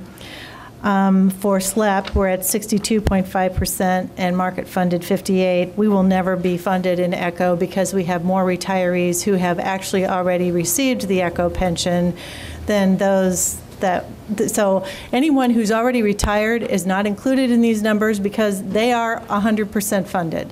All of our retirees' annuities are 100% funded. This is only for our active or inactive employees who are still subject to being able to retire in the future. So just thought you would benefit from having that information. Any questions for Deb on that? Okay, onward. Next item is the non-bargaining salary administration recommendation for fiscal year 2013. We did conduct a market study pursuant to the personnel policy this year. We had not really done that since 2008 because we have faced so much economic difficulty that there seemed little reason to do a market study in 2009, 10, and 11. Based on the evaluations that we did, and we choose benchmark positions from within each salary grade range in the county salary system. We do a comparison with our comparable counties, and then we also do a comparison with this region through a study supplied by the Central Illinois Human Resource Group. We, based on those comparisons, for the county's comparison, the 3 other counties are Rock Island, McLean, and Peoria, all of which are smaller than Champaign County. We study their minimums and maximums for each range, and when we take the average of those other 3 counties, we are basically lagging behind the average. in that for, not in our top ranges K through N, but in our ranges E through J, we're basically at 94.64% of the maximum, of the minimums, and 96% of the maximums. If we were at 100%, that would mean we were the same as the average of the other 3 counties. So we're slightly behind the average of the other 3 counties. In the CHARGE survey, the Central Illinois Human Resource Group survey, we compare our midpoint, which is what we consider to be the market average for the job, to the market average that is published for benchmark positions, and we compare our maximums. Our midpoints are comparable in the region at 100%. Our maximums are significantly, well, substantially lower than the maximums that are listed in that study, typically at only about 75%. The other consideration is that in our AFSCME contracts, which have positions, which have bargaining unit positions similar to our non-bargaining hourly or non-exempt positions, we have typically used the same ranges, and in the AFSCME contracts in 2013, those ranges will be adjusted up by 2%. So the recommendation is that we leave the top ranges, which are ranges K through N, the same as they have been since 2008, not increasing those ranges, but that we increase by 2% ranges E through J. The additional recommendation is that all of the non-bargaining employees receive a 2% increase in fiscal year 2013. The salary administration plan calls for 2 other types of raises. One is called compa-ratio movement, which is movement to the midpoint, from the minimum to the midpoint in your first 7 years of employment. And we are not recommending any implementation of compa-ratio for fiscal 2013. If we did that, it would affect 18 of the 115 non-bargaining employees. And the other allowance for salary increases in the salary administration plan is for merit adjustments, and we are not recommending any merit adjustments for 2013 for the non-bargaining employees either. Basically, 2% is very consistent with what all of our bargaining employees will be receiving in 2013, and we are requesting the same consideration for the non-bargaining employees. Entertain a motion to approve as recommended. By Geraldo, seconded by Al Kurtz. Discussion. Jeff. Clarification on range E through J, where it's asking for a 2% increase. I assume that you're meaning that it's a 2% from what we have today versus trying to go from our 3-county average of 94.64% to 96.64%? No, it's 2% to the current ranges. Ron? Oh, I'm sorry. Carol?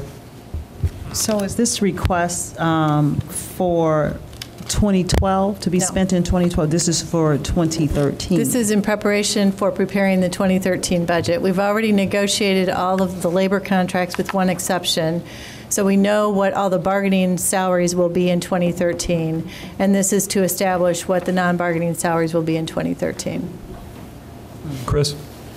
Do you have a sense in terms of what the impact of excluding the ranges K through N from the 2% increase is? You know what percentage of the payroll is tied up in K through N as opposed to E through J? I am not recommending not giving those employees a 2% increase. I'm only recommending that those salary ranges don't adjust up by 2%. The recommendation is that all non-bargaining employees receive a 2% cost of living adjustment in fiscal 2013. But the salary range listing for those positions that are in the schedules K, L, M, N, the salary ranges won't change. Thank you. Okay, that explains why I was confused. Sorry. Hold on for round 1 for anybody else. Carol first. Any other questions on this for round 1? Gary. Deb, could you help me? So across the board, we're going to get 2% for the non-bargaining. Right. Correct. So added to that would be the 2% down in ranges E through I? No, not added to that. I'm sorry. I thought the range listing was included in your agenda. It would probably help you if it were. I must have missed that. Each range has a minimum and a maximum. Okay. So when I'm asking you to increase the ranges E through J, which means if I am 2% ahead of the minimum this year, you give me a 2% increase and you adjust the range by 2%, I'll still be 2% ahead of the minimum next year. Adjusting the ranges and actually increasing the employees' salaries, 2 steps. So in step 1, adjusting the ranges, we are not recommending adjustment to the top end ranges. So the people who work in those ranges, when they get a 2% increase, they're going to get closer to the maximum because you are not also adjusting up the range. Okay. Okay, they're going to move further away from the minimum because the minimum is staying the same and they're getting a 2% increase. All right, so again, some of these people are not going to get a 4% raise. Nobody's getting 4%. Okay, thank The you. ranges are what we use to establish when people are hired, what they should be paid, but the increases are only to current employees' wages. Wherever the non-bargaining employees' wages in 2012, the recommendation is that they receive a 2% increase in 2013, separate from any consideration of the ranges. They're all compensated within the ranges now and will continue to be next year. Okay, thank you. John? Deb, what kind of dollar impact are we looking at with this? About $360,000 for all county employees is what the 2% increases mean. For these 115, it's some component of that. Okay. Ralph, could you speak in the mic? I'm sorry, all general corporate fund employees, I'm sorry. Patsy?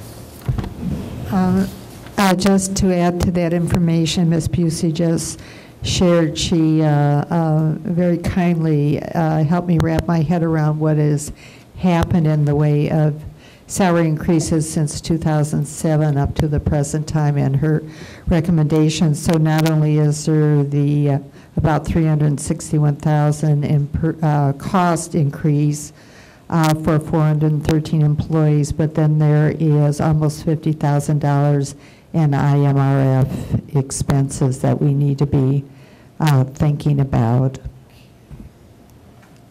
Anybody else for round 1 before going back to Carol?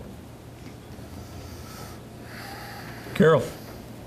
I wanted to ask how this is going to impact the projected budget in 2013, since we know that we are in a really precarious fiscal climate in Illinois, and 2, what the merit adjustments that are also listed in here, what percentage of would that be an increase to those who would receive merit adjustments as well? The recommendation is for 0 for merit. For 0 for merit across. The only recommended increase is a 2% cost of living adjustment to each non-bargaining employee's salary or wage.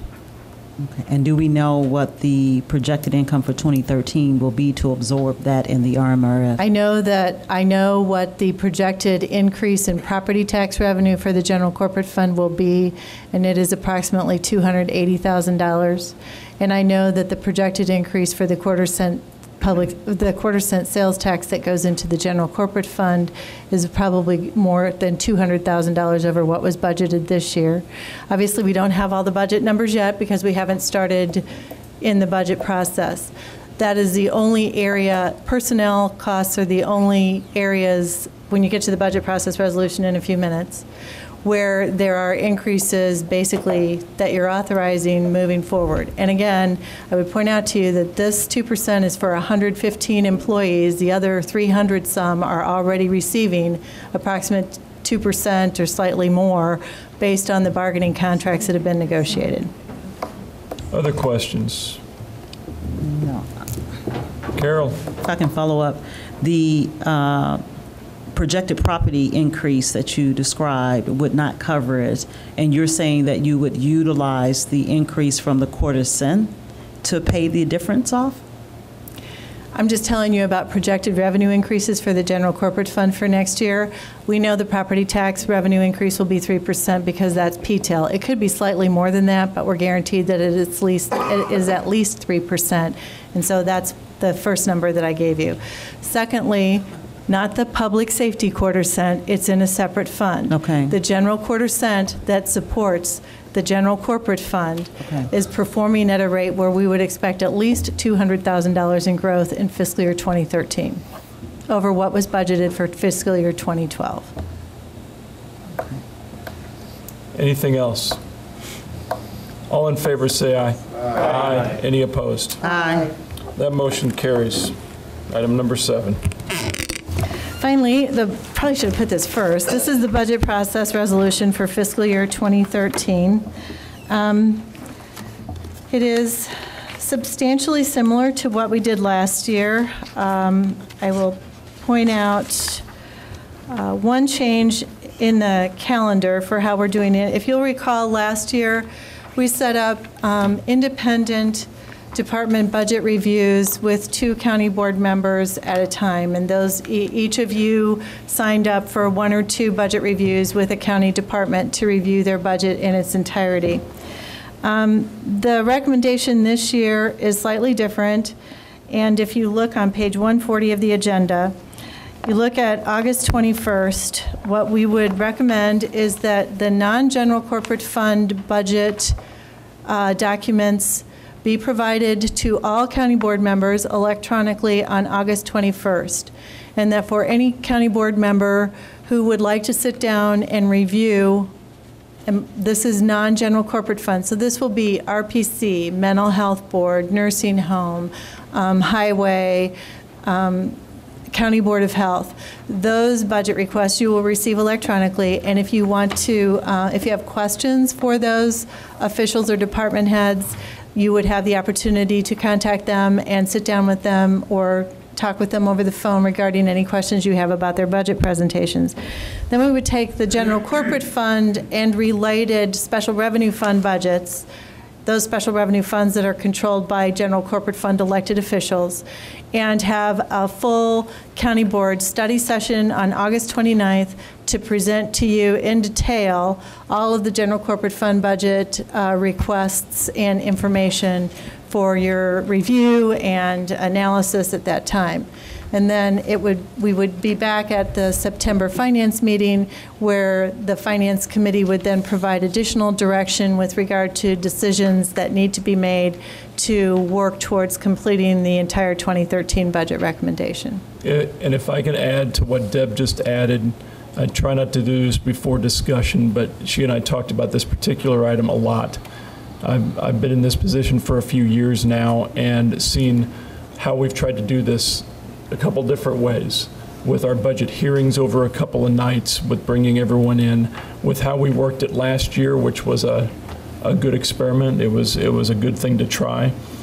But I think the main things to note here are that our focus as far as our area of responsibility as board members is general corp. To have that study session over those general corporate funds is important. It seemed that the other funds that Deb mentioned that would come in and speak to us either just came and left or had very, very specialized questions that perhaps 1 or 2 board members were interested in. You still have the opportunity to vet that entire process if you so choose, but we would focus on what really our areas of focus should be as board members. It does require us to be responsible to read the budgets as they come out from all the different departments. We can then come with informed questions. That study session, just about general corporate, I think drills down to what we really need to be dealing with and does so as efficiently as possible.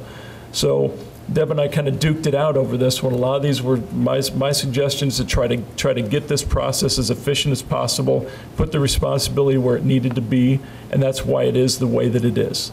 And so, what do you think? Comments? Chris? I would move it. Microphone, please. I would move that we accept this resolution and forward it to the full board for approval. Second. That motion by Chris, seconded by Quiz. Discussion to the motion. Patsy, then Tom. Well, I sort of like a bit of pulling together what happened last year and inserting this into this proposal. I understand that we focus mainly on the general fund. However, the thing that I found missing from those individualized sessions was that was fine and dandy for the two people who oversaw X and Y or Z, depending on how many we got assigned to.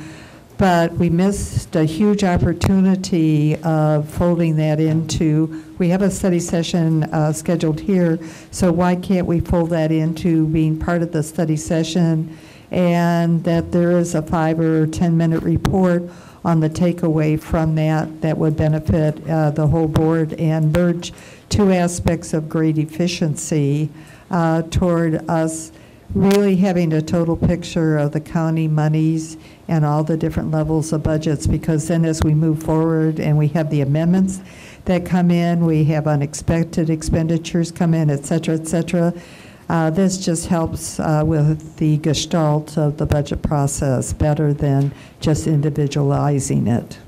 Tom? I don't know if they call it a gestalt, but... Play off gestalt, please. Every form of therapy has its merit, I suppose. I actually agree with Patsy on this particular issue.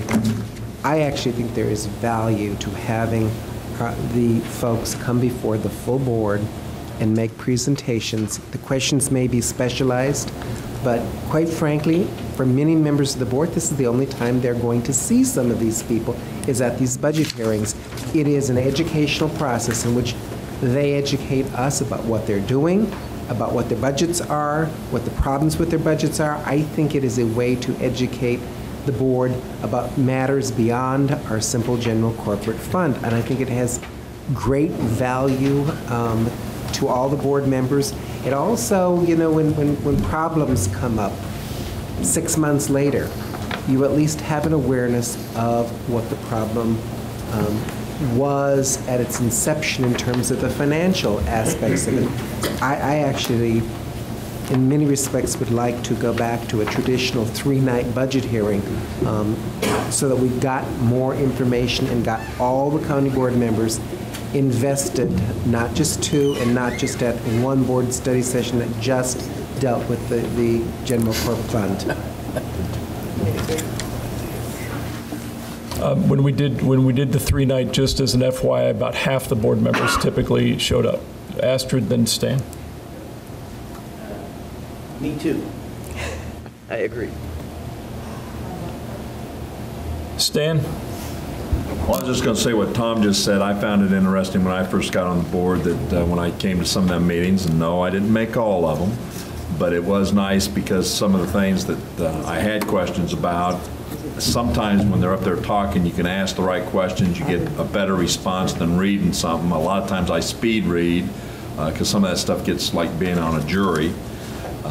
You just get to the point you've had enough of it, so no offense, Tom.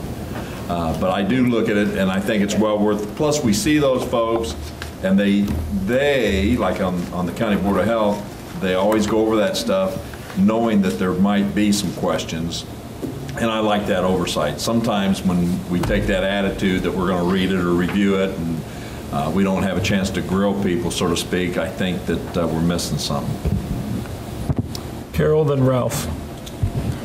I would agree with Mr. Betts on, I guess the question is, were the previous hearings video and public? Were they shown on television for the public to view the hearings?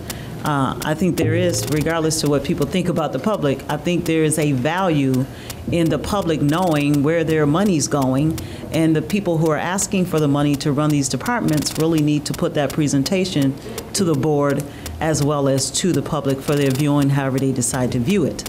And I see the value in that. And I did participate last budget cycle in the smaller sessions, and I thought they were good, but again, they were so small, people would not even understand what was going on. So over a 3-day session or 4-day sessions, however you want, I think it's beneficial on both sides, the public as well as the board.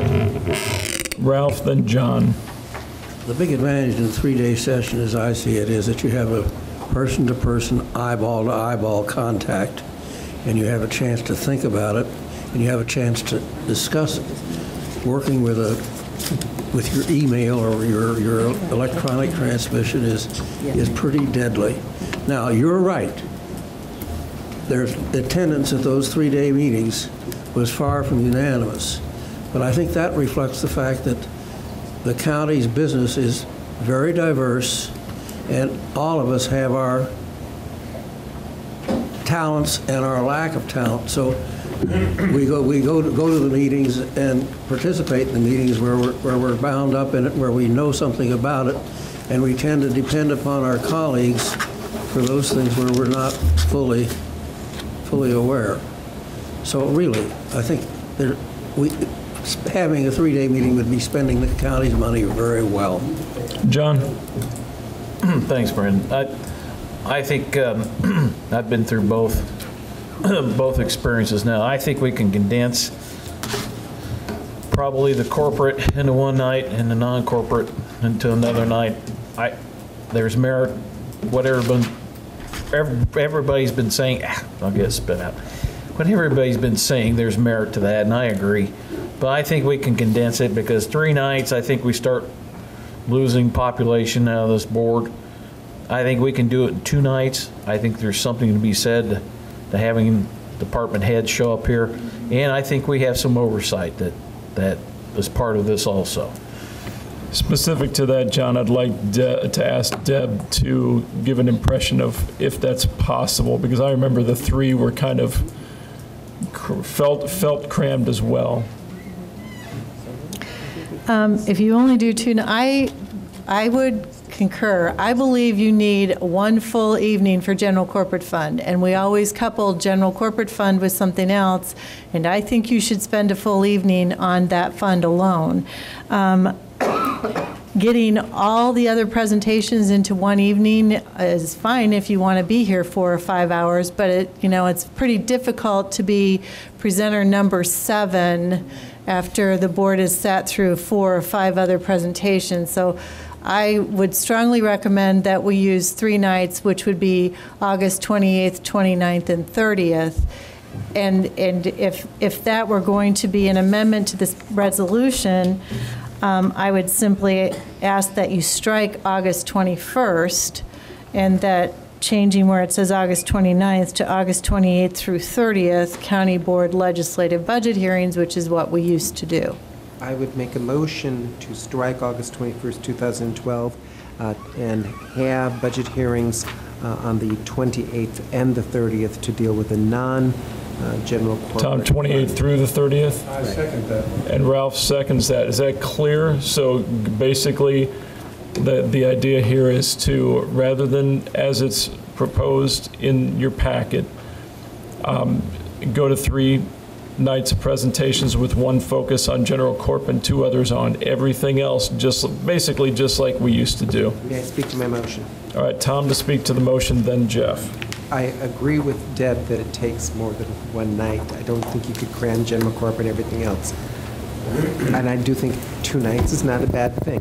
We are here as board members to provide oversight, to ask questions, to get answers, and to educate the public and the department heads. And I actually think the process that we do in terms of budgeting every year is really the single most important thing that we do collectively as a board. That is what's going to decide policies, believe it or not, because you can have all the policies you want, but if you don't have it budgeted, you're never carrying them out. I think this is an area where we need to concentrate, where we need to pay attention. Some board members are probably not going to show up. That's life. But many people will show up, and certainly that camera is on, and the public can read about it. It's very, very valuable as a process. I know there are department heads that dread the process, and I understand why, but I think it's just too valuable. Last year was interesting, but I think previous years it was much higher quality in terms of the public.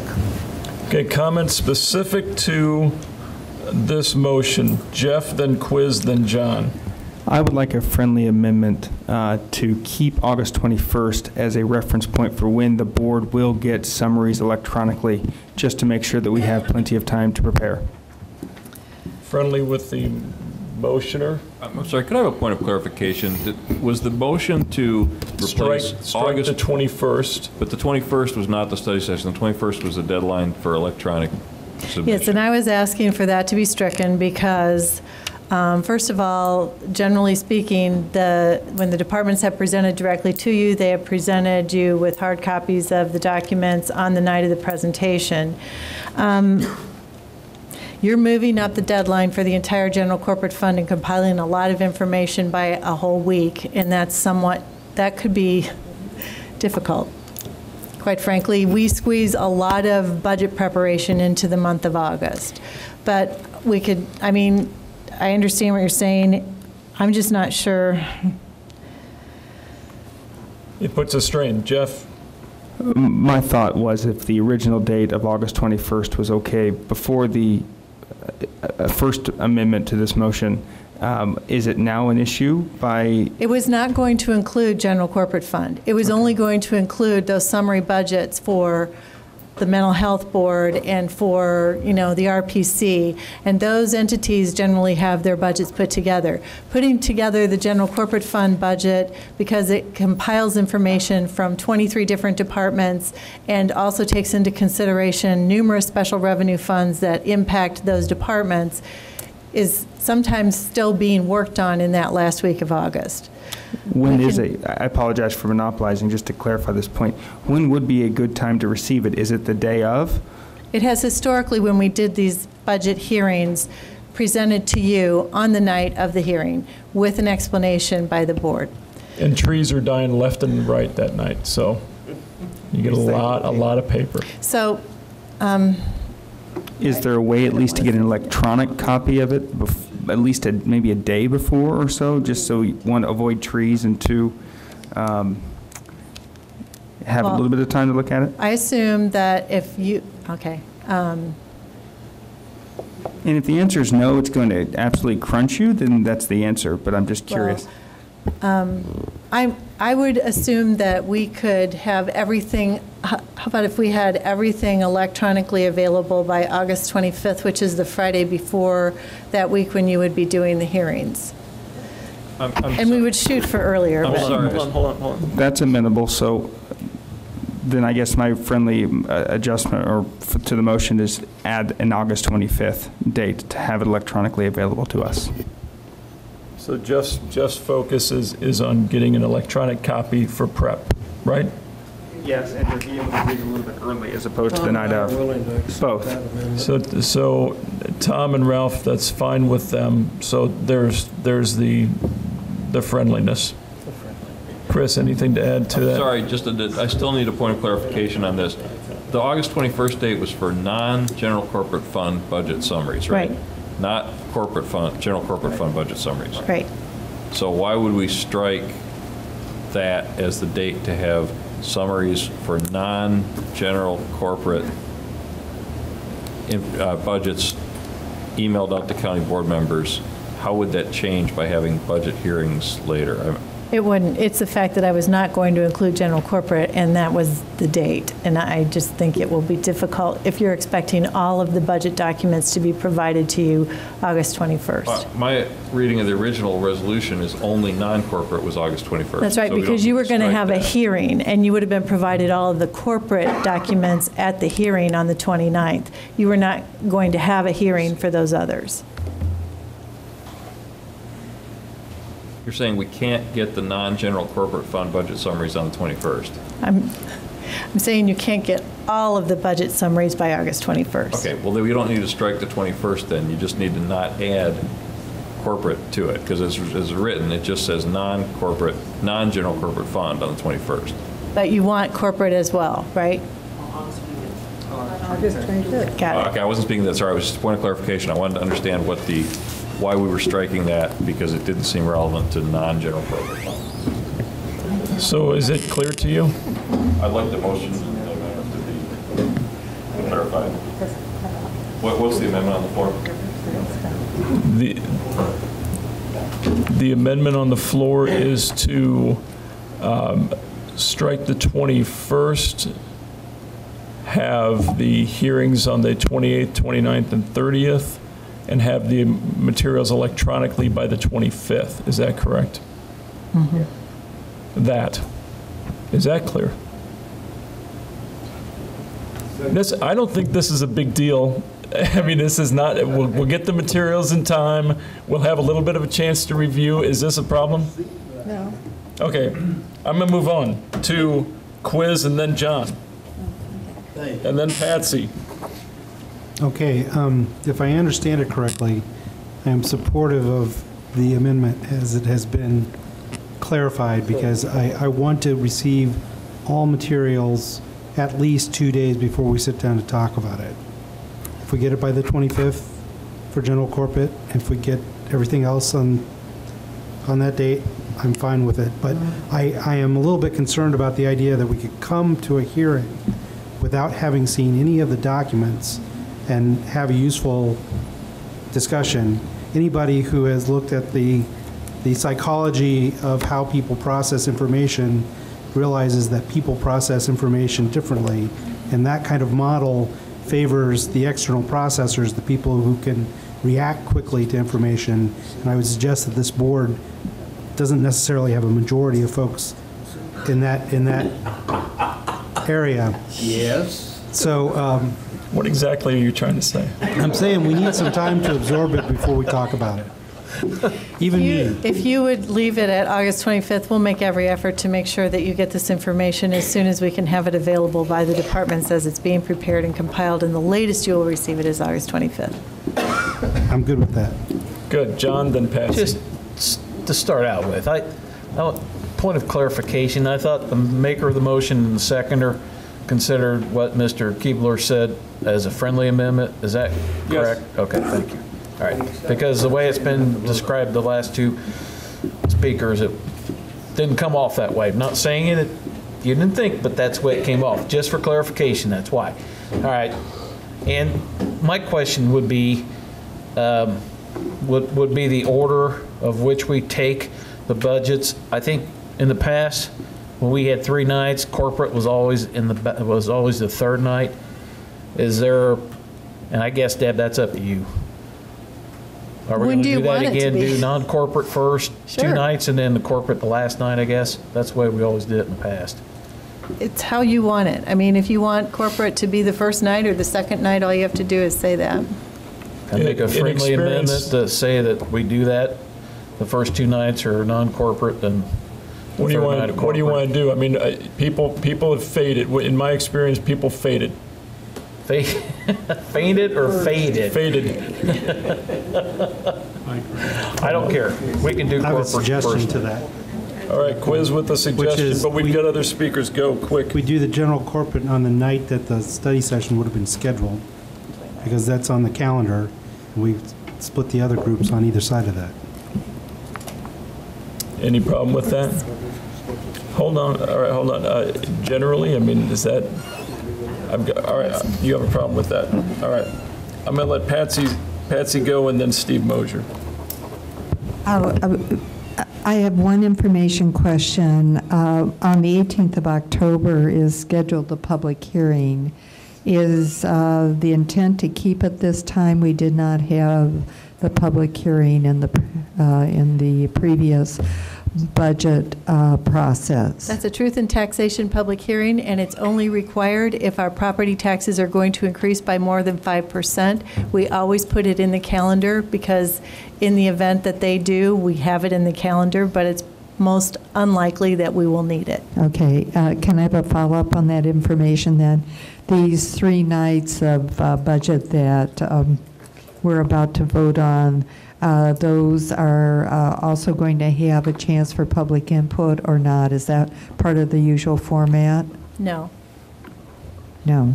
Because the budgets at that point have not been made public, and the purpose of these 3 nights is for the department heads and officials to present their budgets to the county board. Now, you can change that, but historically, that's how it's been. Okay, so when it goes up electronically, that will not be where the public can look We at it? typically don't make it available to the public until after these hearings. So when they're submitted to you electronically, they are not going to be posted on the website at the I same see. time Okay. unless you tell us to. Oh, okay, and then my last one is sort of stealing what Ms. Ammons just sort of whispered, and that is by splitting up those special budgets on either side of the corporate, don't all the special budgets feed into the final budget? So isn't there a logic to do those first or not? No, the special budgets that you will be seeing are the RPC Commission, the Nursing Home, the Highway Department, the County Board of Health, the Mental Health Board and Developmental Disabilities Board, Animal Control. None of those funds have an impact to speak of on the general corporate fund. What you will see the night of the general corporate fund presentation are not just the general corporate fund budgets themselves, but the special revenue fund budgets that tie into the general corporate fund. So on that night, we'll also talk about the courts automation fund as it corresponds to the courts budgets, to the capital asset replacement fund as it corresponds to all the general corporate fund department budgets. Thank you for that clarification. I'm sure the public, that will help the public too. Steve? The work in progress till November. That's right. Nothing's set in stone until you pass it. You've got till the end of November to do it. And typically, that's when it's been done. It's subject to change at any time in those 3 months. Anybody else want to weigh in? Steve O'Connor. Deb, on the significance of November 29th, that's D-Day, right? That's the county board meeting in November. And that's when all us lame ducks get to vote the town dry and then move, right? Vote it wet. There's some perspective for you. With that, I think it's clear that it's time to vote on Tom's motion. Is it clear what it is? Remember, I detailed that before as far as to strike in the 21st, how the thing is going to work. Does anybody need that re-clarified? Is Tom's amendment. Tom's amendment first. All in favor, say aye. Aye. Any opposed? That motion carries. Now back to the original, which is the resolution establishing the budget process for 2013. Any other discussion, please don't raise your hand. All in favor, say aye. Aye. Any opposed? That motion carries. Anything else, Deb? No. Thank goodness. Is the auditor here? Is there a motion to accept the monthly report and place it on file? By Tom. Is there a second? Second. By Carol. All in favor, say aye. Aye. Any opposed? Motion carries. Dan.